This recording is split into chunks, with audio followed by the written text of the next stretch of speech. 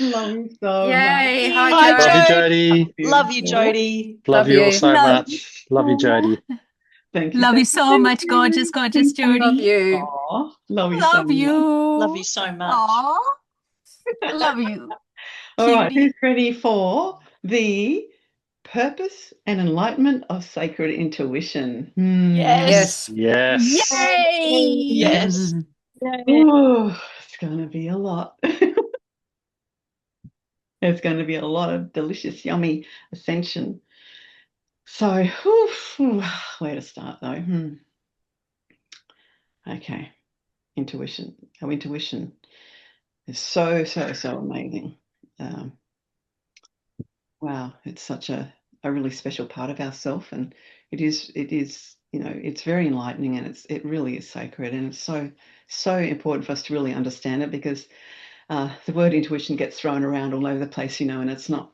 I'm be talking about it on a very real higher level of what it really means, and so,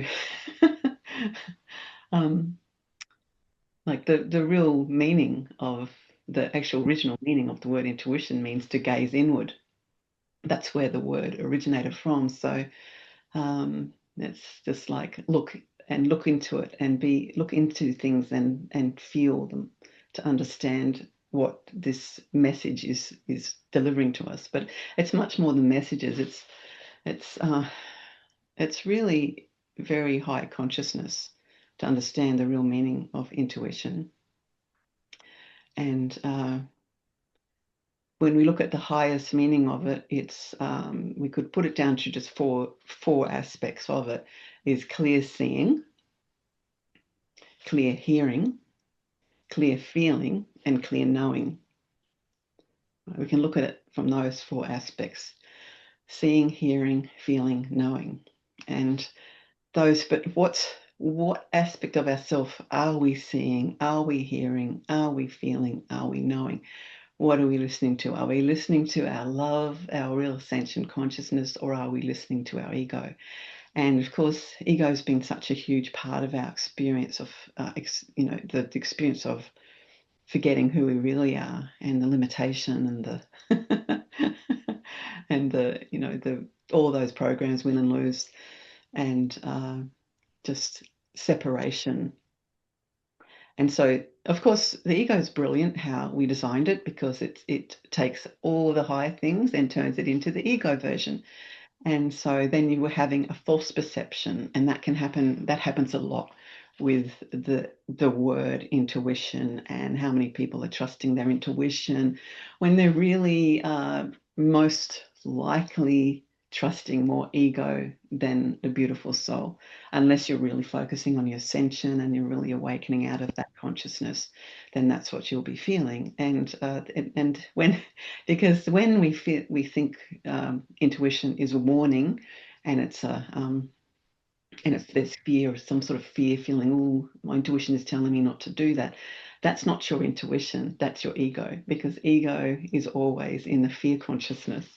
So intuition can come as caution, not fear.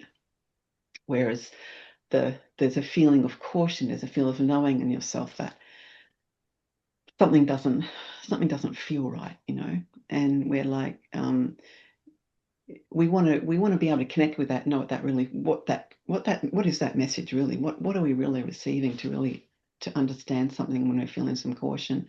But it's not just about caution, it's a very, very high intelligence of connecting with ourselves, and looking into ourselves, and knowing ourselves. It's like seeing, hearing, feeling, and knowing is so incredible, to really look at it from the higher perspective of what that really means, and not programs, not what we've believed in our limited reality, the way we've programmed ourselves to be frightened and be suspicious. Intuition is not suspicion. That's ego. The cautiousness, the feeling of caution, is very much a feeling in the body, right? And you feel like you're getting, if you're really conscious of your intuition, and I'll be guiding you more and more how to connect with that. But when you start connecting with it on a really higher level, you do get the visions and you do hear. There's a voice. You're hearing your own voice. You're gazing inward. You're having an inner vision. You're having an inner listening and an inner feeling. You feel that gut feeling, and then there's that higher conscious knowing. So those are all there for us at any moment to connect with. But when we want to really connect with it on that higher level, we want to be aware, is this my ego or is this actually real? Right? Because even your gut feeling can just be all based on fear. So many programs and so many experiences, and sometimes your intuition, and very often actually, can just be from a memory that it's delivering this message, and it's connecting you with something from the past that you feel frightened of now, and so you're much more careful, and you don't want to get into something because you've got all those fear barriers, but there's also the other side of that fear, which is just like radically just negating fear and doing extreme things that are ego things too, and not even listening to the part of you that's telling you this is not high, this is not safe, this is not going to serve your physical body or your soul, your consciousness. It really is the voice of your soul, your intuition on the highest level, your soul. Because ego is just all that illusion, all the illusions about what we get like paranoid about, worried about, fearing about. We're already grieving about something that hasn't even happened. A lot of that grief can be related to the past. We're worried about something that hasn't even happened. We're constantly trying to survive. We're feeling fear all the time, and there's always that sits in our gut, and we're making the pathways in our brain, and so that's where that will be like an automatic from the subconscious, and that can be very confused with the real meaning of intuition, because it feels like a gut, and you see the vision, and you're being cautious, and you're worried, and all those things.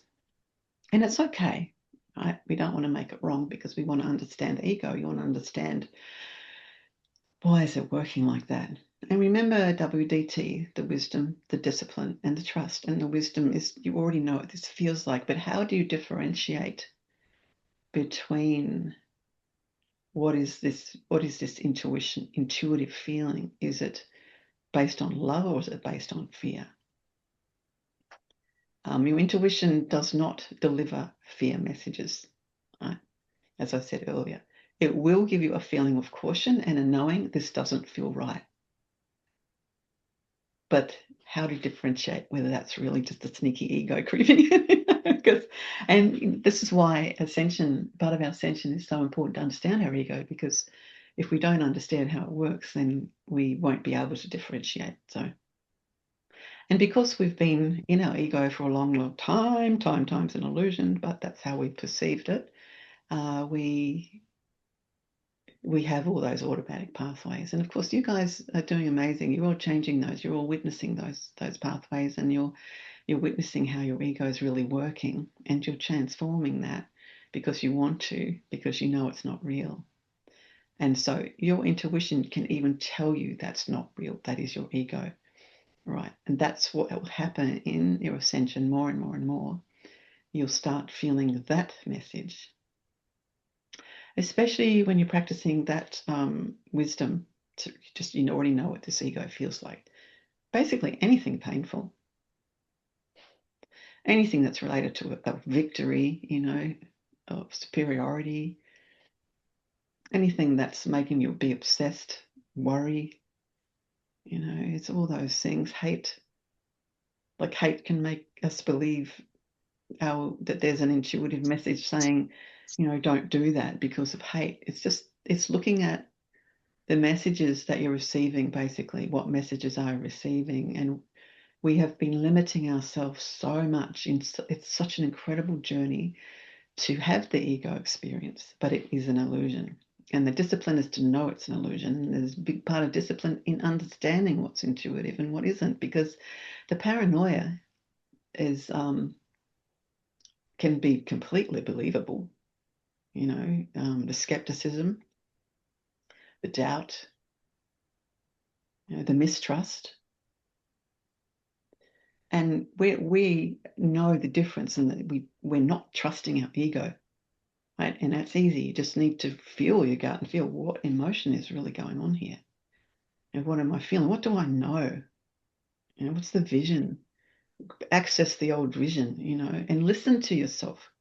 That's why we have clear seeing, clear hearing, clear feeling, and clear knowing. That's the real true alignment and the purpose and enlightenment of intuition. So it's really great that you guys are really understanding what the ego is, because you'll be able to differentiate, and you already are, but you're not realizing fully. You will more and more about what intuitiveness is. What are you intuitively acting on? Which one is it? And I've got a question for you to contemplate. How much do you passionately love your ego? How much do you passionately keep going to ego? Right? Think about Yeah. it. A lot, right? I'm seeing a lot of Yeah. nodding there. A lot. Yeah. Really, it's a very good question, because the illusions that are there have become so ingrained, like physically ingrained in pathways in our brain, you know, and we're just so used to them, and they're just like on this automatic, but they're only on that because you want it there. You're not a victim to any of that. That's what you chose, and are still choosing, right? And you know, you can have whole days where you're walking around and you're all sooky and you're whinging and you're complaining and you're feeling like, why isn't everything going the way I want it to go? Or I don't even know why I'm feeling such like shit, you know. That happens. But it's a good, you know, we can question that. We can absolutely question why. Why am I choosing this really? And it's so easy. The answer is so easy. It's because I love the feeling of it. But the ego does not want to hear that, right? And how much do you feed that ego part of yourself instead of that beautiful part of really knowing that you're loving it? Because it's so, that's the real humility, is knowing that you're creating your reality. I've shared this many, many times. And so the reason why I'm talking about this again, I will continue, because it's a vital foundation of all of our ascension to understand this, is because how much of what you think is intuition is just ego. And it can be quite challenging in a way to actually change that perspective. But it's also very easy when you understand the feelings and the emotions. Of course, my session on the emotions is so good to help you to understand that. But when you do understand those, you can access them quickly. And sometimes you do access them, right? But you don't want to stop feeling what you're feeling, right? That's right. That's how passionately you love your ego. And that's beautiful. That's not wrong, okay? We're not making anything wrong. It's just really knowing that's how much you love it. And the more that you can access that in yourself and remind yourself that's how much you love it, the more you'll be able to recognize it more quickly. So there's all of that, right? That part of our intuition and that part of feeling and knowing, you know, connecting with our voice that knows, hearing our voice, you know, just hearing, just listening, you know, seeing, listening, and feeling, and then knowing. And what are you going to know? Are you going to know that my ego's right? Or are you going to know that love is a real thing? What are you going to know? That's really very simple as it is. So there's a very interesting part of all of this, and people talk a lot about the chakras, and the chakras are real. They're very real. And they're great to understand. And because they're like a vortex. They're like these beautiful parts of our being that are just like, light. It's just light. It's our light body. And so it's really beautiful to embrace them and understand them, what they really mean. And what we want to do to really activate more of our intuition on that higher level, and what the possibilities and the greatness of intuition that goes far more than just caution, far more. But we want to just be really aware of what our body's feeling, right? That's an important part of all of our ascension. It's to access when we are feeling our ego, where is it sitting in my body? It is a light body, all right? And the chakra centers can represent so much for you to understand where that area is. And there could be more than one. There could be the whole lot. Probably is. But, be aware when you are having a feeling that you think is an intuitive feeling. Because we're always contemplating. We always want to know the truth, whether we're aware of it or not. That's what we're doing. But the truth can come from ego, truth, which is really a lie, or it can come from the knowing. And so we're always contemplating that. And when you are, and you can see that it's your ego, you can really feel it. There's fear there, right? Just bottom line. Just go straight to the fear if you want. But you'll feel anger, you'll feel grief, you'll feel worry, sadness, you'll feel hate, you'll feel all those things. We all do. That we can just go straight to the fear because it's all there anyway. And just realize, what am I really afraid of? And where do I feel this in my body? Like accessing your physical body. We say it's physical, but it's still light. It's just a light thing. So we access the light of where that is in our body and connect with it. And if you have pains, if you have a repetition of pain, if you have something that's causing you pain that heals up and then comes back, or any kind of illness that we go through, of course, we have complete compassion for this, for ourselves and each other, but understanding that is really an ego thing. And that's not saying there's something bad or wrong. We never say that about it, right? We're always loving, always compassionate. But we want to really be real and honest with ourselves. And so, those parts of your body, I think every one of us has that, right? Yeah. Maybe more than one area, and it's like a reoccurring pain. And then your beautiful souls on your beautiful ascension, you rise and you shift and you change, and that you feel that shift, don't you? Feel your body transforming it, and it goes away. But why does it come back? Yeah. It comes back to show you, to tell you something, and this is where you can really use the chakra understanding of what it really is, and it's very, very simple where it is in your body. Everyone's familiar with all the chakras, like the base chakra is just the survival consciousness, and then we've got the second chakra is twin flame, unity of sexuality. All is twin flames though, all of it. But, and the creativity, and then we have the power, the third chakra is all the power center of, being centered, being really centered in that love, the beautiful power of that love. It's not about I'm the power of the universe, it's it's a beautiful power of love that you are. It all is. It's all that, and of course we've got the beautiful heart center where it's often just associated with love, but it's all love, but there's so much. I'm just, going through it quickly.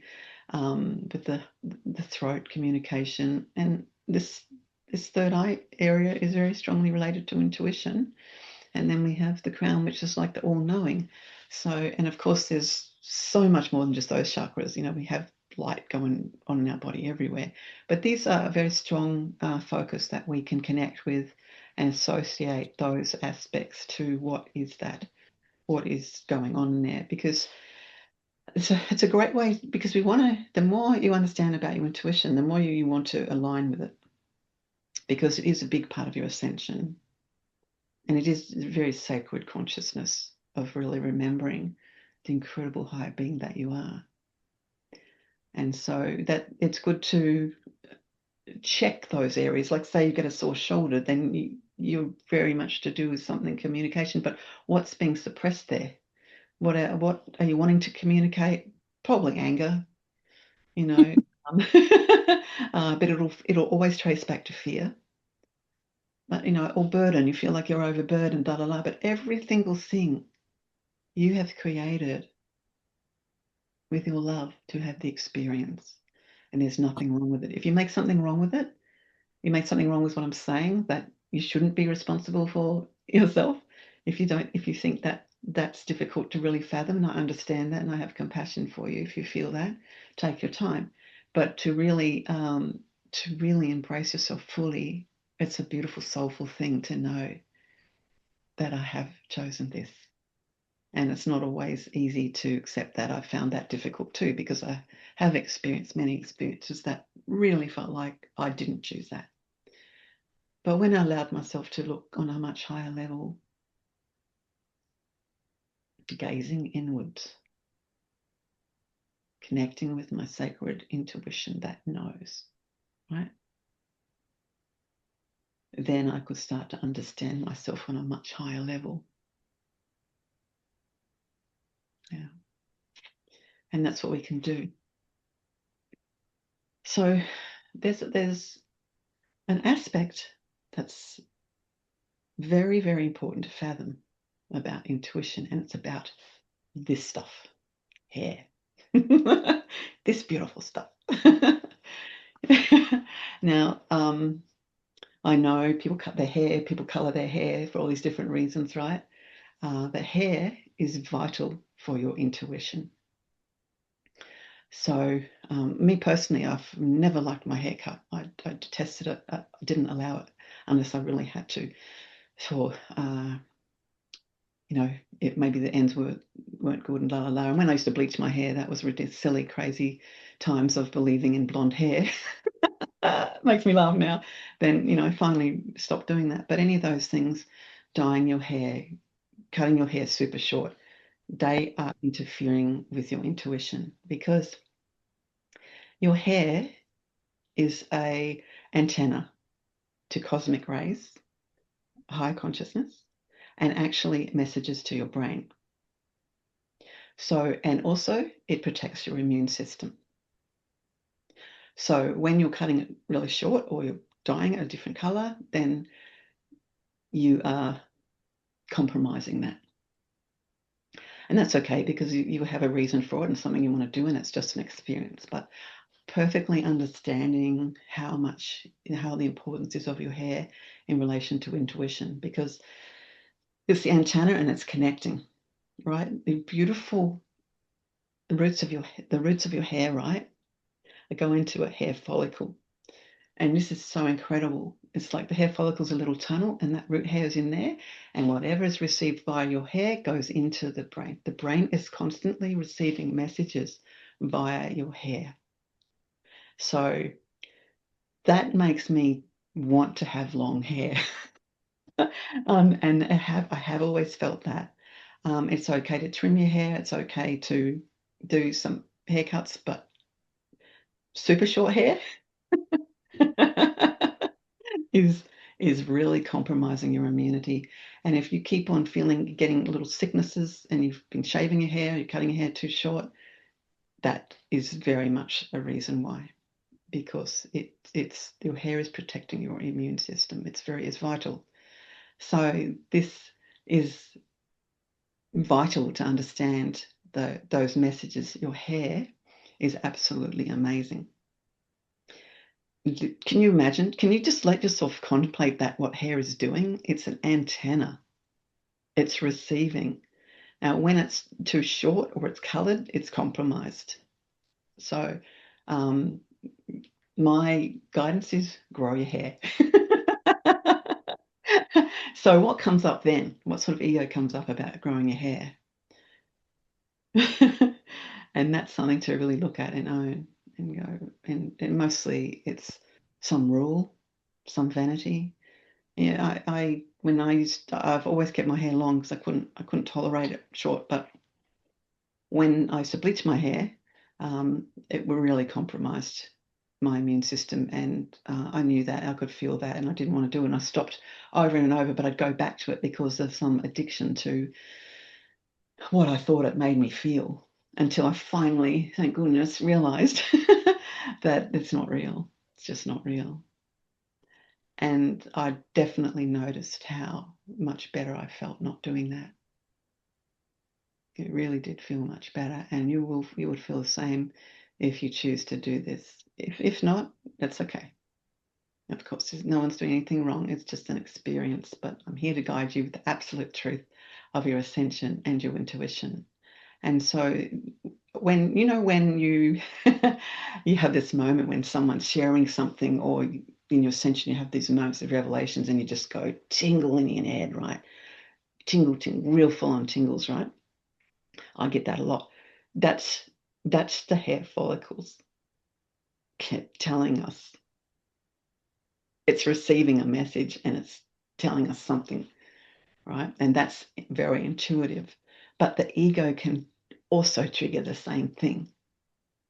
But more unlikely to be ego, more likely to be your high consciousness.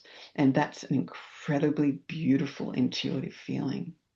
And it's like, I know I've experienced this many times, just talking about high consciousness and sharing about high consciousness, and awakening something like a memory, a soul memory, just remembering something from my childhood, remembering something from a past life, just talking about things, something about love, just feeling love, feeling the most beautiful love for my twin flame, and just beautiful soul family and all the one soul. I'll just have those moments where it's just like, and it just feels amazing, doesn't it? You've all had it, right? Yes. Yeah.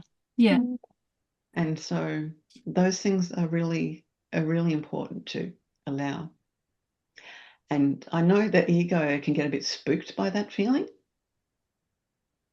because the ego wants to interpret everything as something to fear, really, bottom line. So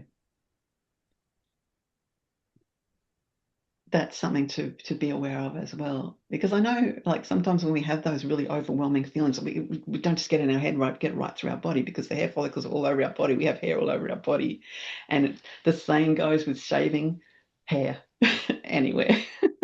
But I understand that people want to shave hair for certain reasons, but if the main one is the hair on the head, so if you need to shave, especially for men, they want to be clean shaven, but women want to shave their legs, I get it.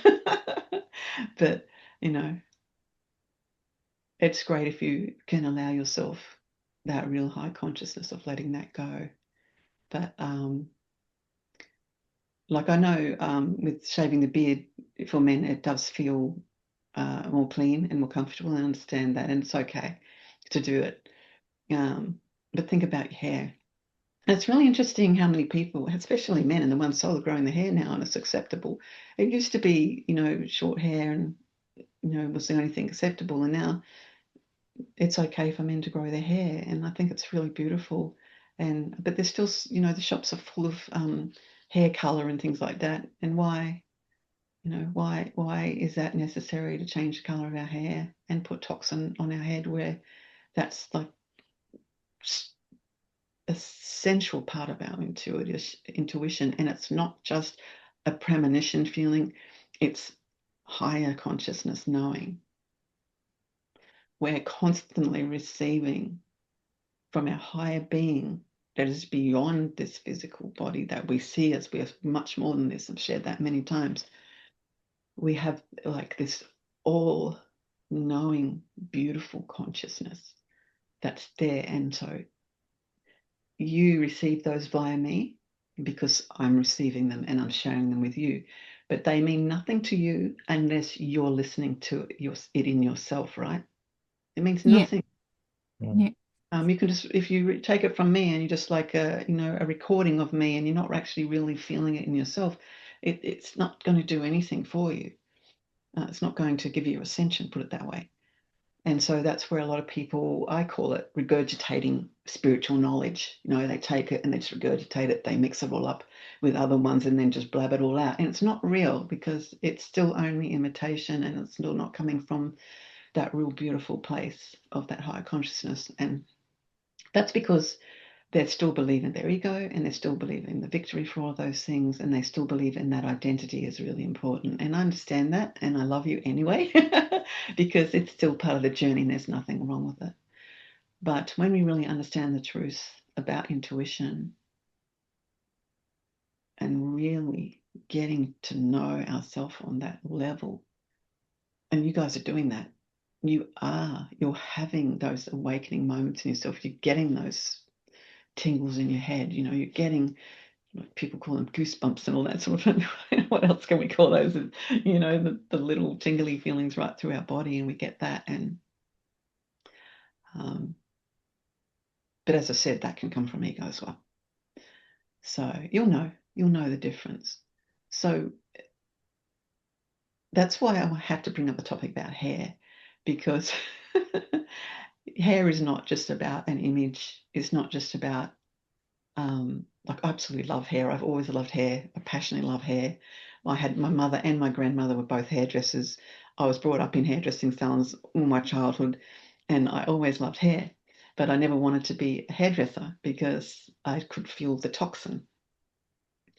But I was a cute little thing running around the hairdressing salon, drawing pictures and giving to people, and to people, and it was fun and it was beautiful. But I just really love hair, and I can see that's why I chose that. But having this understanding is a whole another level of really understanding what hair is. Hair is not about an image of what fits a concept. Hair is about love, beautiful, beautiful antenna connection to, and feeding our brain with higher information and protecting our immune system, which that is automatic when we're choosing higher consciousness. That when we connect with our higher consciousness, we're supporting our immune system getting stronger because of that frequency of love.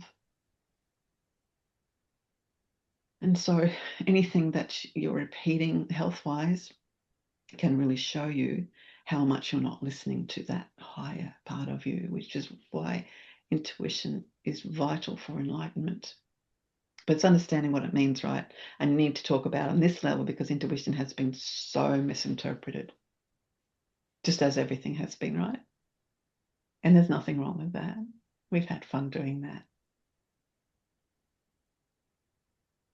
And so that's what we want to do, is recognize. And, you know, we feel the tingles all through our body. You know, that's because of those little antennas of those hairs, you know, and a little beautiful little hair root in that hair follicle, and just it's all messages. And it's so important because it's feeding our whole, not just our physical, but emotional and our higher conscious thoughts, you know. It's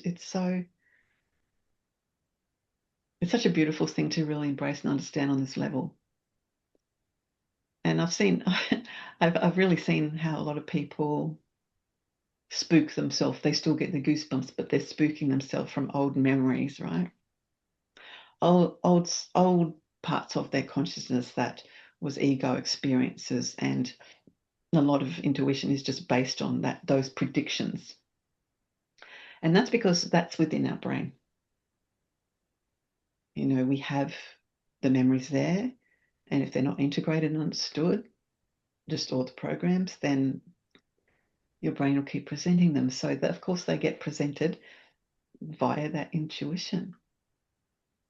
So when I say clear seeing, clear hearing, clear feeling, and clear knowing, ego is not clear of those. It's foggy. So foggy is it's become delusional. It's like dirty. You know, you're feeding yourself, like, you know, if you can look at beautiful clear water, and which is our liquid crystal body, is our clear water, filled with the love and knowing of a higher conscious. If we look at what the ego is doing, we need to cleanse that, right?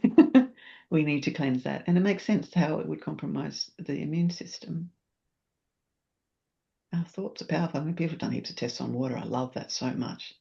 You know, said words to water, and water responds to it. because it's consciousness, electricity. We're electricity, you know, and we're an incredible conductor and a receptor of all of our higher being. Our bodies are not just something to adorn, to win. Our bodies are not just something to lust, to fit a concept. You know, our bodies are sacred. They're completely sacred, beautiful things. And the more that you recognize that on that level, instead of playing out all the programs of what you think your body should be, right? We all look in the mirror and judge ourselves and go, that didn't fit the concept, right? Until you stop doing that, until you stop looking at yourself that way and you start looking at yourself with this love and you start really gazing inward and connect with the true being of love that you are. So these things are all really, really important to understand about our bodies, how incredible they are. I mean, just the fact that our intuition is connected to our hair tells you a lot, right? Tells you a lot. How beautiful is that? Very beautiful. Yeah. Yeah. It's so beautiful. Yeah. Just to really know that. And then all the rest of our body is just magnificent. You know, we talked about the liquid crystal. It's just, but we're feeding that. So what are we feeding that? What are the messages we let ourselves believe that's ego? How are we continuously building those pathways and just regurgitating them over and over and over into our life and wondering why things aren't moving the way we want them to? This is the passion you have for your ego, and that's a big part of understanding how we experience limitation, separation. And of course, it all relates to your twin flame, all of it. And when you think about the antenna of our whole body, all those hair follicles all over us, right? On our skin. What are we receiving? What are we letting ourselves receive? And what does it really, how magnificent is that that's happening? You may be feeling a bit aware of there's some tingling in your body now as I'm saying this, yeah? Yeah. Yes. Yeah. What it takes is some awareness, just some awareness. Yeah, a little awareness, and then build on that awareness. Start treasuring your beautiful body. Build those pathways. And also, when we're sleeping, the brain does not go to sleep. The brain goes to work. When you're sleeping, it's not.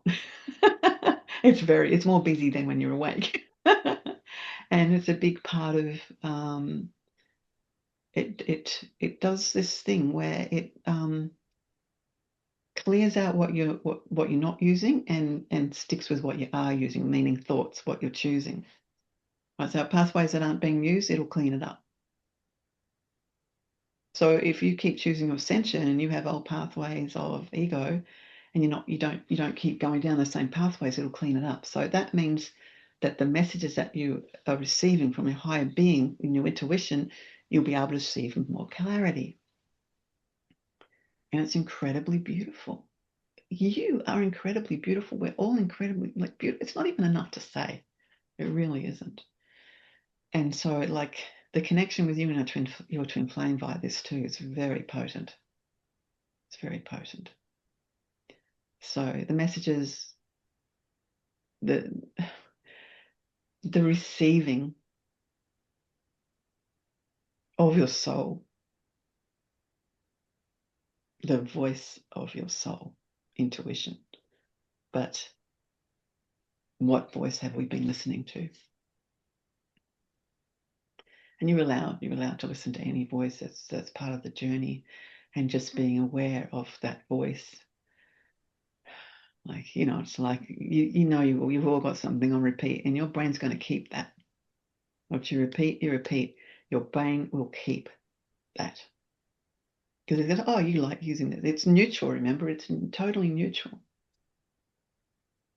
And so it will just, but what you are finishing with, it will finish with. It does all that work while you're sleeping. It's incredible. Absolutely magnificent. Perfection. But remember, it's your beautiful soul that's giving your brain the information. So here we are receiving what's beautiful. You know, I could change receiving to the oneness of everything, right?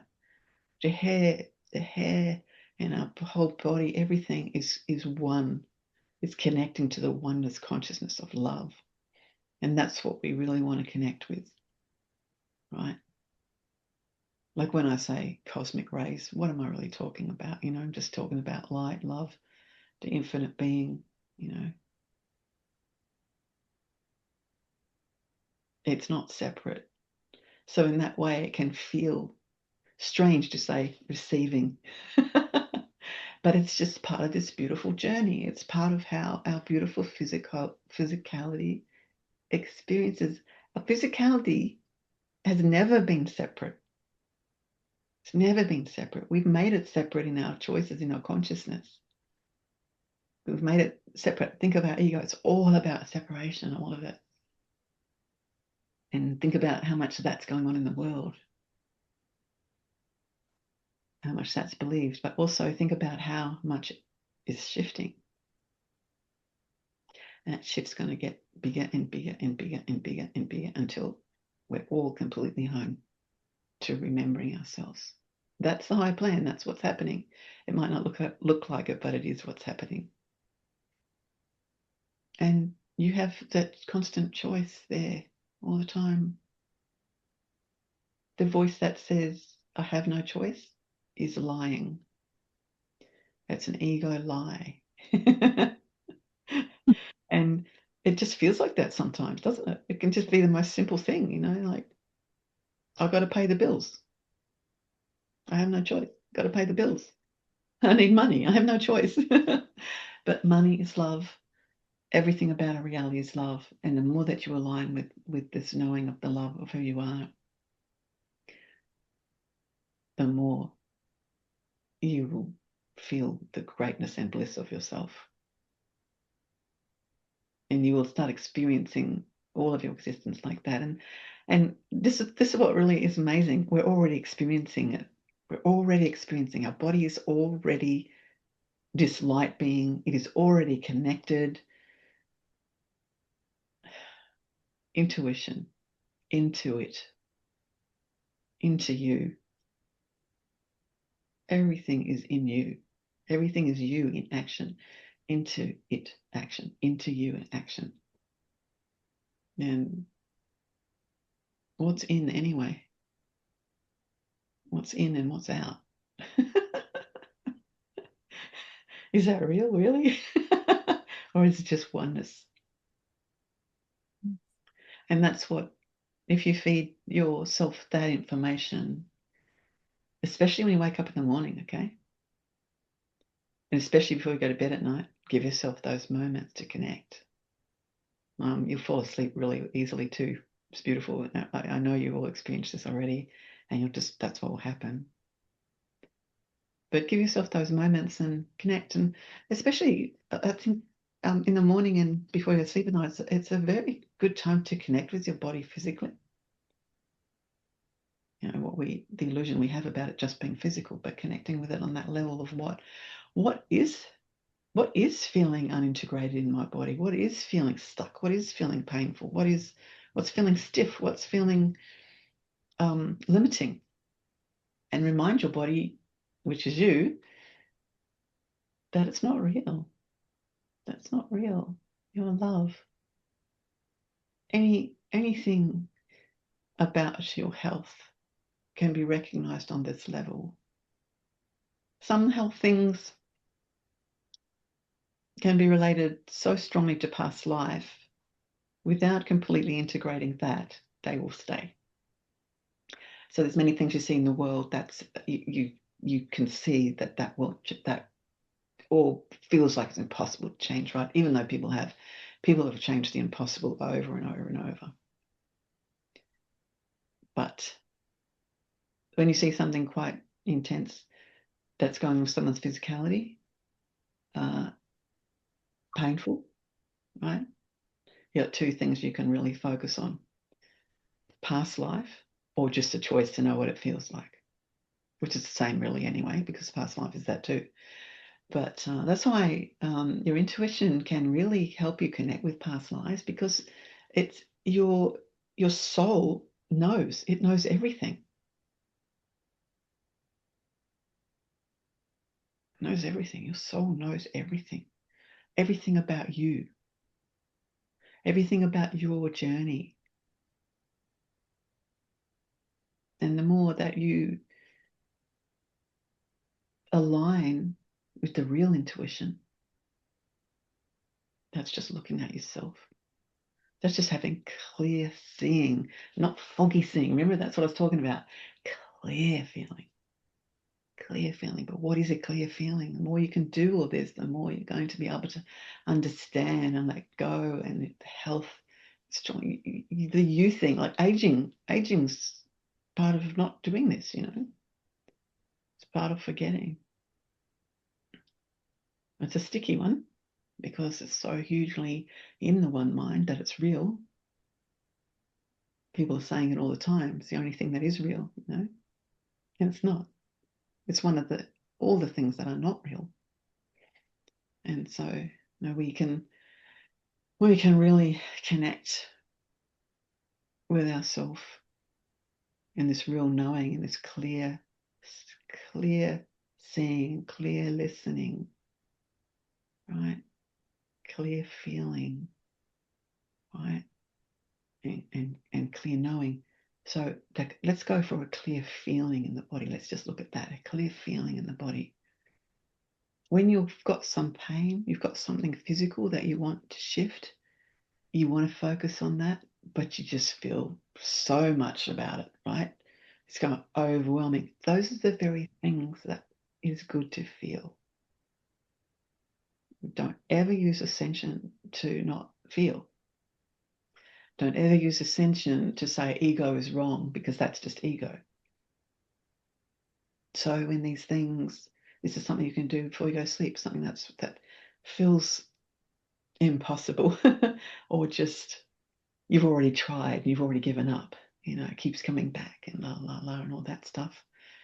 Be patient with yourself and compassionate with yourself, and just talk to it. Just listen to it. What's it want to say? What's the feeling saying? Listen to it. Get a vision of it. Get a vision of the energy of that part of your body. Get a vision of it. You know? And then connect with the knowing. Connect with that beautiful knowing of the really beautiful, powerful being of love that you are. Be gentle, all right? Because what can happen, we can get impatient. You know, the ego can start up a whole impatient thing, frustration and anger because it keeps there. Then look at that. If you start up with the anger and the frustration and the victim, then look at that and just address that and remind yourself, that's what's causing this. That. And how much of your life are you still believing all those things? One of the greatest ways that you can really, really overcome all these things is to really feel the love for your twin flame, whether you're with them or not.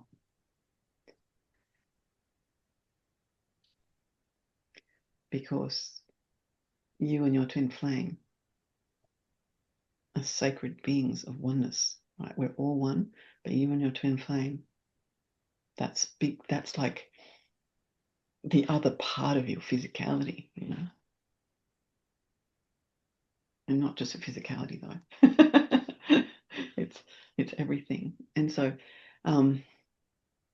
if you can let yourself connect with that aspect of your twin flame, what do you feel?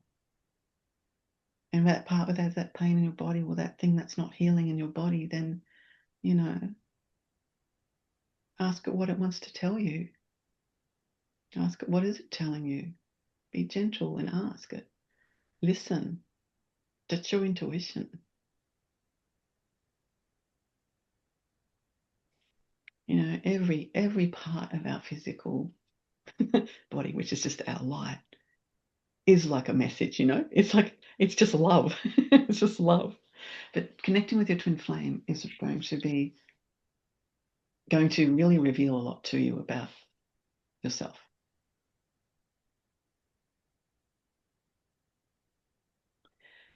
And I do want to do another session, next one. I'm thinking about more about this topic, but it's important to bring it into this topic because it's a big part of your intuition, and it's a big part of the thread and the connection between you, the light that you are together, and what has pushed you apart. No victim there. It's just simple. You just want to have this experience. So focus, even though connect with your twin flame, don't turn it into obsession. Come back into yourself. Stay in yourself, but know that you are one. Because you start getting obsessive about it, right? We've all been there. You're just like, I want you, I want you, I want you, I want you. I can't take it anymore. Victim, victim, victim. Anger, anger, anger, all the rest of the stuff. Give up, give up, give up. So we want to just really focus on yourself as well. If it starts to head that way, where you're just getting too caught up in the whole victim of twin flame, then just really start looking at yourself, and your body is just a perfect, perfect map. People say, listen to your body. That's your intuition.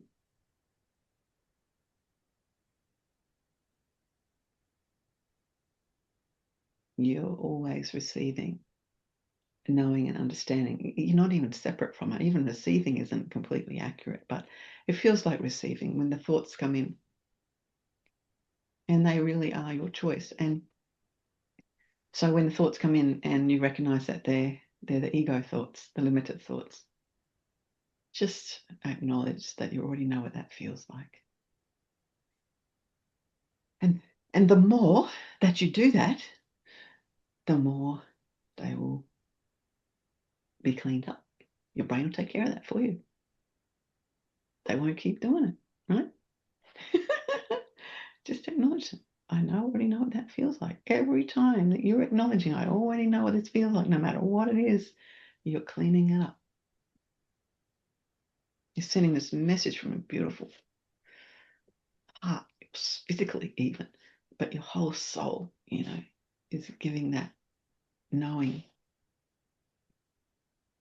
Just incredible. I love when I'm talking about these things in these sessions, how we have to look at the oneness, but then we can look at the detail of the oneness, which feels like separateness, right? But it's not. It's all part of this magnificent journey. It's incredible. It's so amazing. I love it so much. And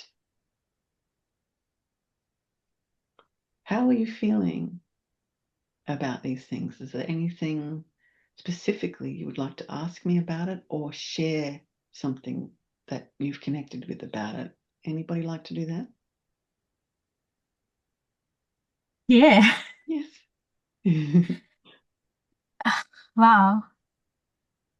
Thank you so much for sharing this clear understanding of intuition and bringing in so many aspects, like thank you for showing the physical being, how it is like we know that this is our light body, but with this session, I'm connecting more with how is it, like how am I manifesting my light in this body?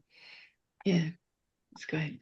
Especially with that intuition part that you helped us recognize that it can be so much ego. Yeah. I know, like I have felt this in myself. So many feelings that I truly thought were real were not. I believed in them so much. Like I was like, that's it. until I saw through the illusion. Yes. And that's why when you were saying that, are you listening to your ego or your love? With that wisdom that you have helped me understand, I can now kind of see it, but still I get confused. But I love what you said about fogginess. So if there is fogginess, Exactly. I really know that feeling of fogginess. And anytime I have followed through that fogginess, thinking it is real, I've always shown myself it wasn't. Yeah, and So, that's a really good point, because that's how you can really differentiate with what is real in the intuitive connection, your soul talking to you in this way. If there's still a feeling fog, but any ego around it, anything about it, it's not your intuition. It's just the ego's delusions, which is great, but it's not what we want in our ascension. We want to understand it. So the foggy, I was thinking that when you're talking about it, the fogginess is such a big part, and I know you can all relate to this, the fogginess, right? Keep going. Yeah, absolutely. Yeah. Keep going. yeah, and thank you for your compassion as well, like always reminding us over and over, because I know personally myself, when I have believed in illusion and really thought it was real, it is very painful when I actually see the ego in that. And one of the things that kept coming to my mind as you were sharing was, I truly thought someone was my twin flame. And then I had to see that it was just lust. I had to see it was just victory. I had to. I want to just interject here. I want you to continue with, because you've got a great list there, but this is the false intuition. Exactly. The intuition is telling you, you think it's your intuition telling you that this is your real twin flame. That happens all the time. And that's because of the ego's fog. And part of the ego's fog to think someone is a twin flame. There's always a lot of struggle around, right? Let's just put this clear. Being as a twin flame is going to be the most challenging thing you've ever done in your whole existence as you're reuniting, right? So that can also be misinterpreted. What I'm saying is that there's struggle, but it's a different kind of struggle. It just doesn't work, when it's really not. Yeah, keep going. Exactly. Everything that you have said. And you have helped me with so much love and compassion to allow myself to forgive myself and connect with that humility, that this was just for the wisdom. That was one of the most transformational experience for me, to see through that ego and not judge myself for that, and allow myself to rise and integrate and gain wisdom. That's how I could differentiate. That's when I started differentiating.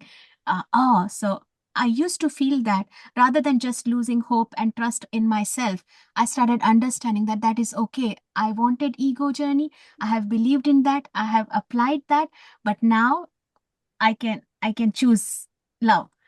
And your love, your guidance has really, really been vital to do that, right? It wouldn't have been possible because you nourished me with your love in those times, Jody. I was so heartbroken and so in such a self-hating mode, and you just helped me, and that is now helping me to actually be with my twin flame. And now when I'm seeing my ego while being with him, it is challenging because it hurts, but it is not a struggle.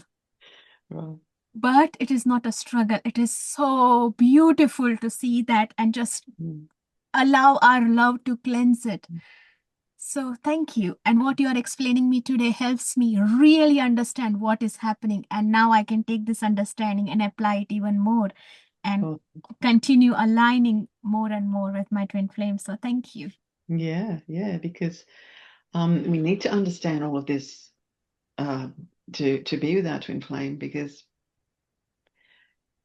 without all of this guidance I give you and applying this guidance, then you're just coming from a whole lot of programs, and they're huge. The programs are really huge that we've all. It's beautiful. I see the beauty in it all the time because of the way that we've experienced our ego, and that choice has been ours, our choice to believe it and still believe it. I do, from the highest level, I see the beauty in that because it just makes me feel so much more love for everything in all existence when I understand that we're just having this journey because we wanted to know what it feels like. If you don't look at it that way, then everything's really painful, right? Yeah. It's too painful. But once you start seeing these things, then you can be ready to be with your twin flame anyway, because you're going to need to have that. You're going to need to have this understanding, this just really understanding how your intuition works. The fake, there's been so many experiences of the fake twin flame thing where one person is absolutely sure their intuition is telling them it's their twin flame and the other one isn't, saying no. But what their intuition is really saying is just all egos. It's not clarity, it's not clear seeing, it's fog. It's the fog. It's the thoughts that have been put into the brain, but it's in the what we're feeding that liquid crystal. So that when you think about it, just on physical, your physical body will give you all the answers, all of them, because it is who we are. It's not separate. So, but when we really understand and see that the way the liquid crystal can be fed that, even though the liquid crystal is so incredible, it's constantly cleansing itself anyway. Like that's the thing. Our brain is constantly cleansing, our body is constantly cleansing. Everything about our whole being is constantly cleansing, but we keep refeeding it, all right? And you're making that harder and harder and harder in a way just to experience how hard it is for the body to just do its healing, to do its aligning and its cleansing. And really, ultimately, when you think about it, why do we even need cleansing? One reason, because we've believed our ego. We've believed that we're limited. We believe in time. Intuition doesn't believe in time.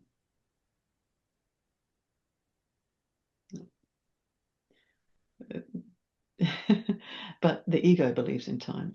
And so, you can have this feeling of knowing what you want for your ascension, and then you can feel like you want it now, and you can start getting angry about that. Or you can start feeling sorry for other people that might be involved in that situation. Or there's so many aspects of when you have this real feeling, this real knowing in yourself of what you want, and your ego piles all this stuff on top of it, saying you can't have it, right? And it's that takes a lot of recognition that you've created it.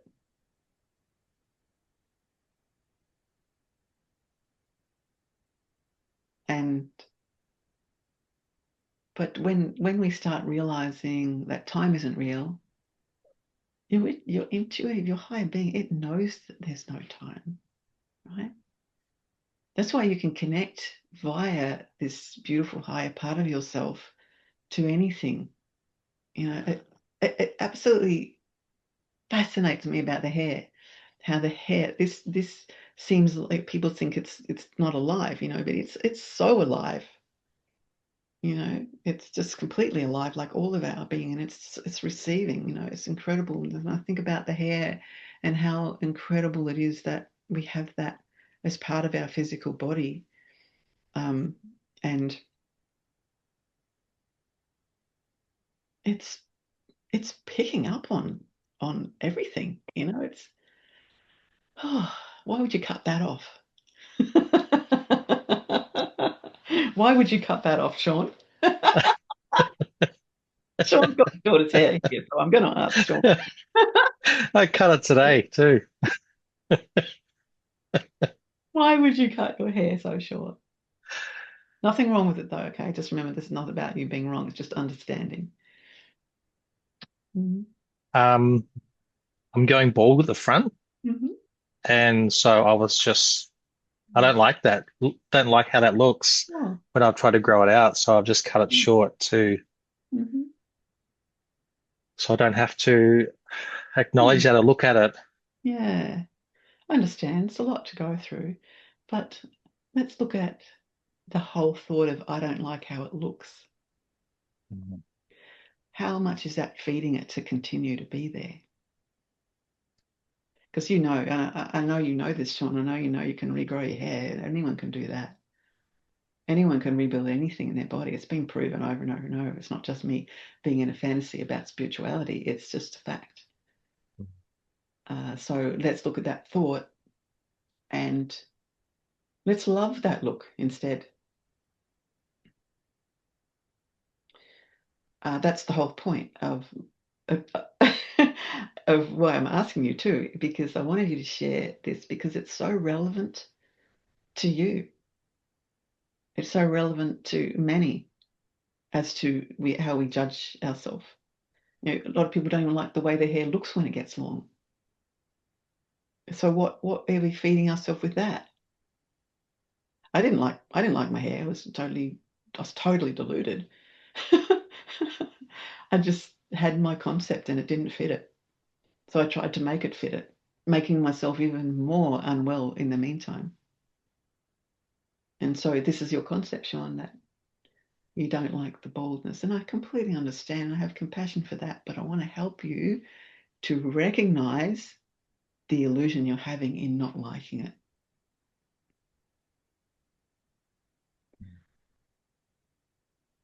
Share anything you like, Sean.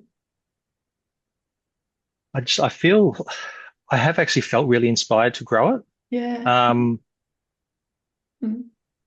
I've just, it's so easy to maintain too. It just feels so easy to look after. I can just zip it off and that's it. Don't have to brush it in the morning but I have felt That like, sounds like laziness.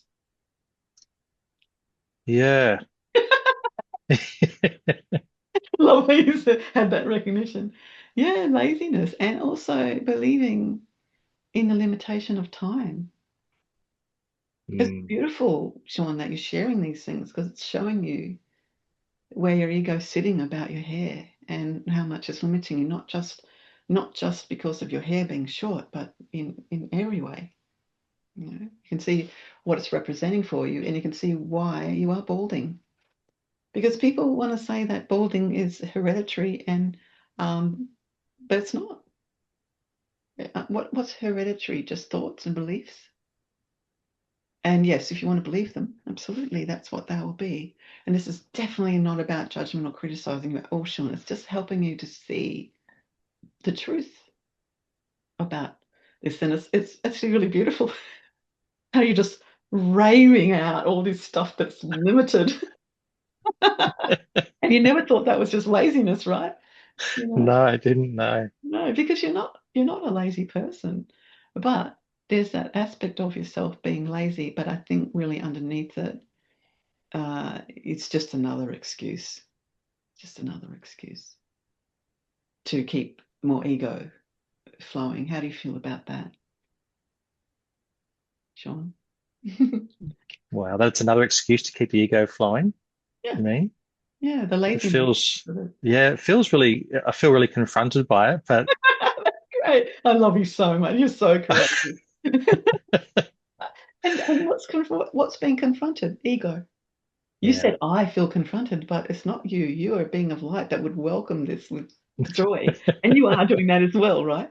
But the I is still, you're still this is great because you're getting to see how you refer to yourself as your ego. You actually believe that ego is you, right? And we all do that. yeah. We all do that. So keep going. Yeah. And I can see what you were saying about hereditary. Like when I think about my hair and trying to grow it out, I imagine what my dad's hair looks like. Yeah, see? And That's the thing, isn't it? yeah, Because yeah, you're feeding your brain that information. Every night your brain's, I'll keep that one. I'll keep him bald. Yep, he wants that. He's comparing himself to his dad, la, la, la, la. And of course, you are your brain, but that's just what you're choosing. So that makes a lot of sense, doesn't it?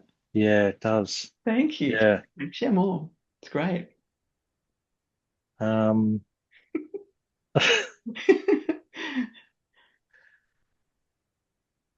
Just feels like there's such a, like, I feel like I know I can grow it Yeah. or grow it back, Yeah. but there's such a strong program that I can't also. Like it's, Yeah. yeah, really strong program that I can't, but I feel like inside I really know I can. Yeah. And it's like a push-pull that happens inside me. Exactly. Yeah. And it's really good to look at that too, Sean, because this is a very big part of our ego. And I've talked about this before. It's one that will repeat is, oh, I know the truth, but I still keep believing this. I know the truth, but can it really happen? I don't think I can make it happen yet. I'm not ready to do it yet. Blah, blah, blah. The ego's going to just rave with all these beautiful limitations. And it's really good to see them. And thank you for talking about this. You're being so courageous. You just read my mind saying all that. I'm just like, that's exactly what is happening. Exactly. How do I know? I wonder how I know. Because I do the same thing, right? I do the same thing. It's what we all do. Yeah. And it feels like that's one of the toughest things to change. It feels like that. The one that's always doubting, right? The one that's always doubting. So that's what you're trusting with your intuition. Your intuition is telling you keep doubting. That's what you think that it's real. We all do. We all do that. It's not just Shawnee. We all do it. And it's just like everyone's nodding. That's not beautiful. But yeah, it's like that's what we do. So we can only go so far, and then we have to just go, nah, I'm too limited, or it's still not working, so I'll just give up. But that was the very moment that not to give up. That was the moment. Every time you get to that moment where you're making that give up moment, that was the one of the breakthrough. That was when the brain pathway was going to be deleted in your sleep, right? But you kept it there, right? So those are the challenging moments in our ascension to actually say, hang on, wait, keep moving forward, keep moving forward, keep moving forward. Don't believe that, right? And sometimes not sometimes, every time, especially that moment, because you build it so strongly, takes so much strength of will to just go, no, I know this is real. And you start reminding yourself about the powerful being that you are. You start reminding yourself of that, right? Build that pathway. Build it. And you know what you can do? You can tell your body to do it. Body, build this pathway of my hair being completely head full of hair. Body knows how. You can say that. My body knows how. Body knows how. Or you can say, body, find how. Amazing. Absolutely amazing. That's how you can speak to your body. You can tell your hair to grow. And you've already done this, Sean. You've done it many times, but you keep hitting that dot, and that's the hereditary program. That's why I brought it up, because not just for you, Sean, but I see it in all of us. And the more that you do this, not just about hair, about any part of yourself, your health, your well-being, you tell your body what you want it to do. You can just say, I've got a full hair of head. I mean, full hair of hair, a full head of hair. That was really amusing to me. But a full head of hair, right? Body, do it. Body knows the way. Body, find the way. Body knows the way. Beautiful things to say. And then, of course, when you're doing that, it doesn't work overnight or within a week, then the program kicks back in. Why isn't it working, right? That's the very time. This is what I'm talking about. In the morning, before you get out of bed, 5 minutes, 5, 10 minutes, you got time. And before you go to sleep at night, do this kind of work, do this kind of connection, and empowering yourself, empowerment, you know, the real recognizing how powerful you are. It'll be so, I want to say, mind-blowing when you see your hair starting to grow back, right? And do see it. Clear seeing, intuition, clear seeing.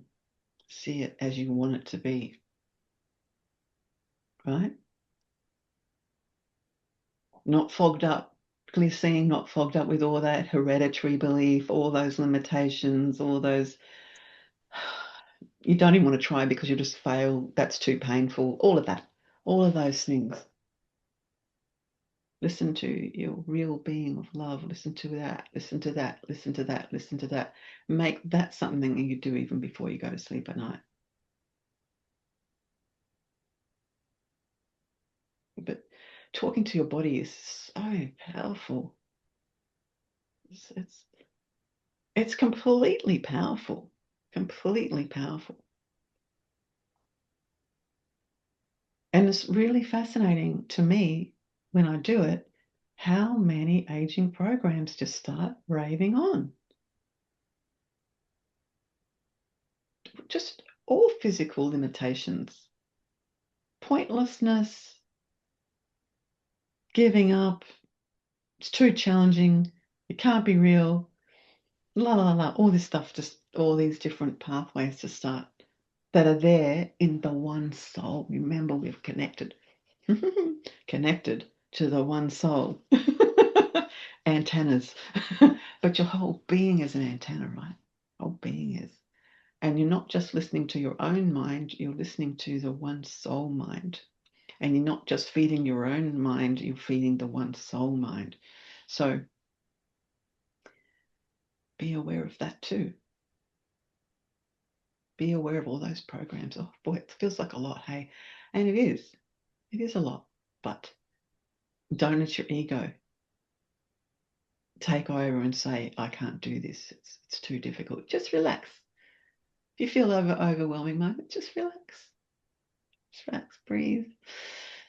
You know, touch your beautiful self. You know, this tapping is great. You know, relax your nervous system, you know, and, you know, can just touch your head and feel your beautiful hair and just, you know, touch your body, you know, touch your body with love, not lust, with love, Just relax. Do some, remember the hand things I did? Do that. You know, that helps you relax, helps your nervous system because your brain likes it, because your brain just wants to feel safe. But how much do we feed our brain feeling unsafe, right? Or feeling incapable? Like, great. Thank you so much for sharing all of that and your courage to share those things, Sean, because that's a great example, a beautiful example. How many men are going through that, and women? The balding belief. It's just not true, because those hair follicles, they don't disappear.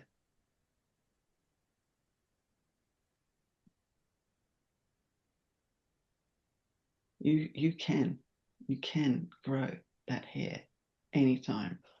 Oh, I've told my hair what I want it to do over and over and over. Yeah. It feels beautiful. But these things to be aware of, let your hair grow. Not because you want a victory for having long hair, because you want to be healthy. Hair is a big part of your health, a huge part of your health. Look where it's attached. And all over your skin. Well, that pretty well says a lot, doesn't it? The skin's the biggest organ. And it's covered in hair, so, you know.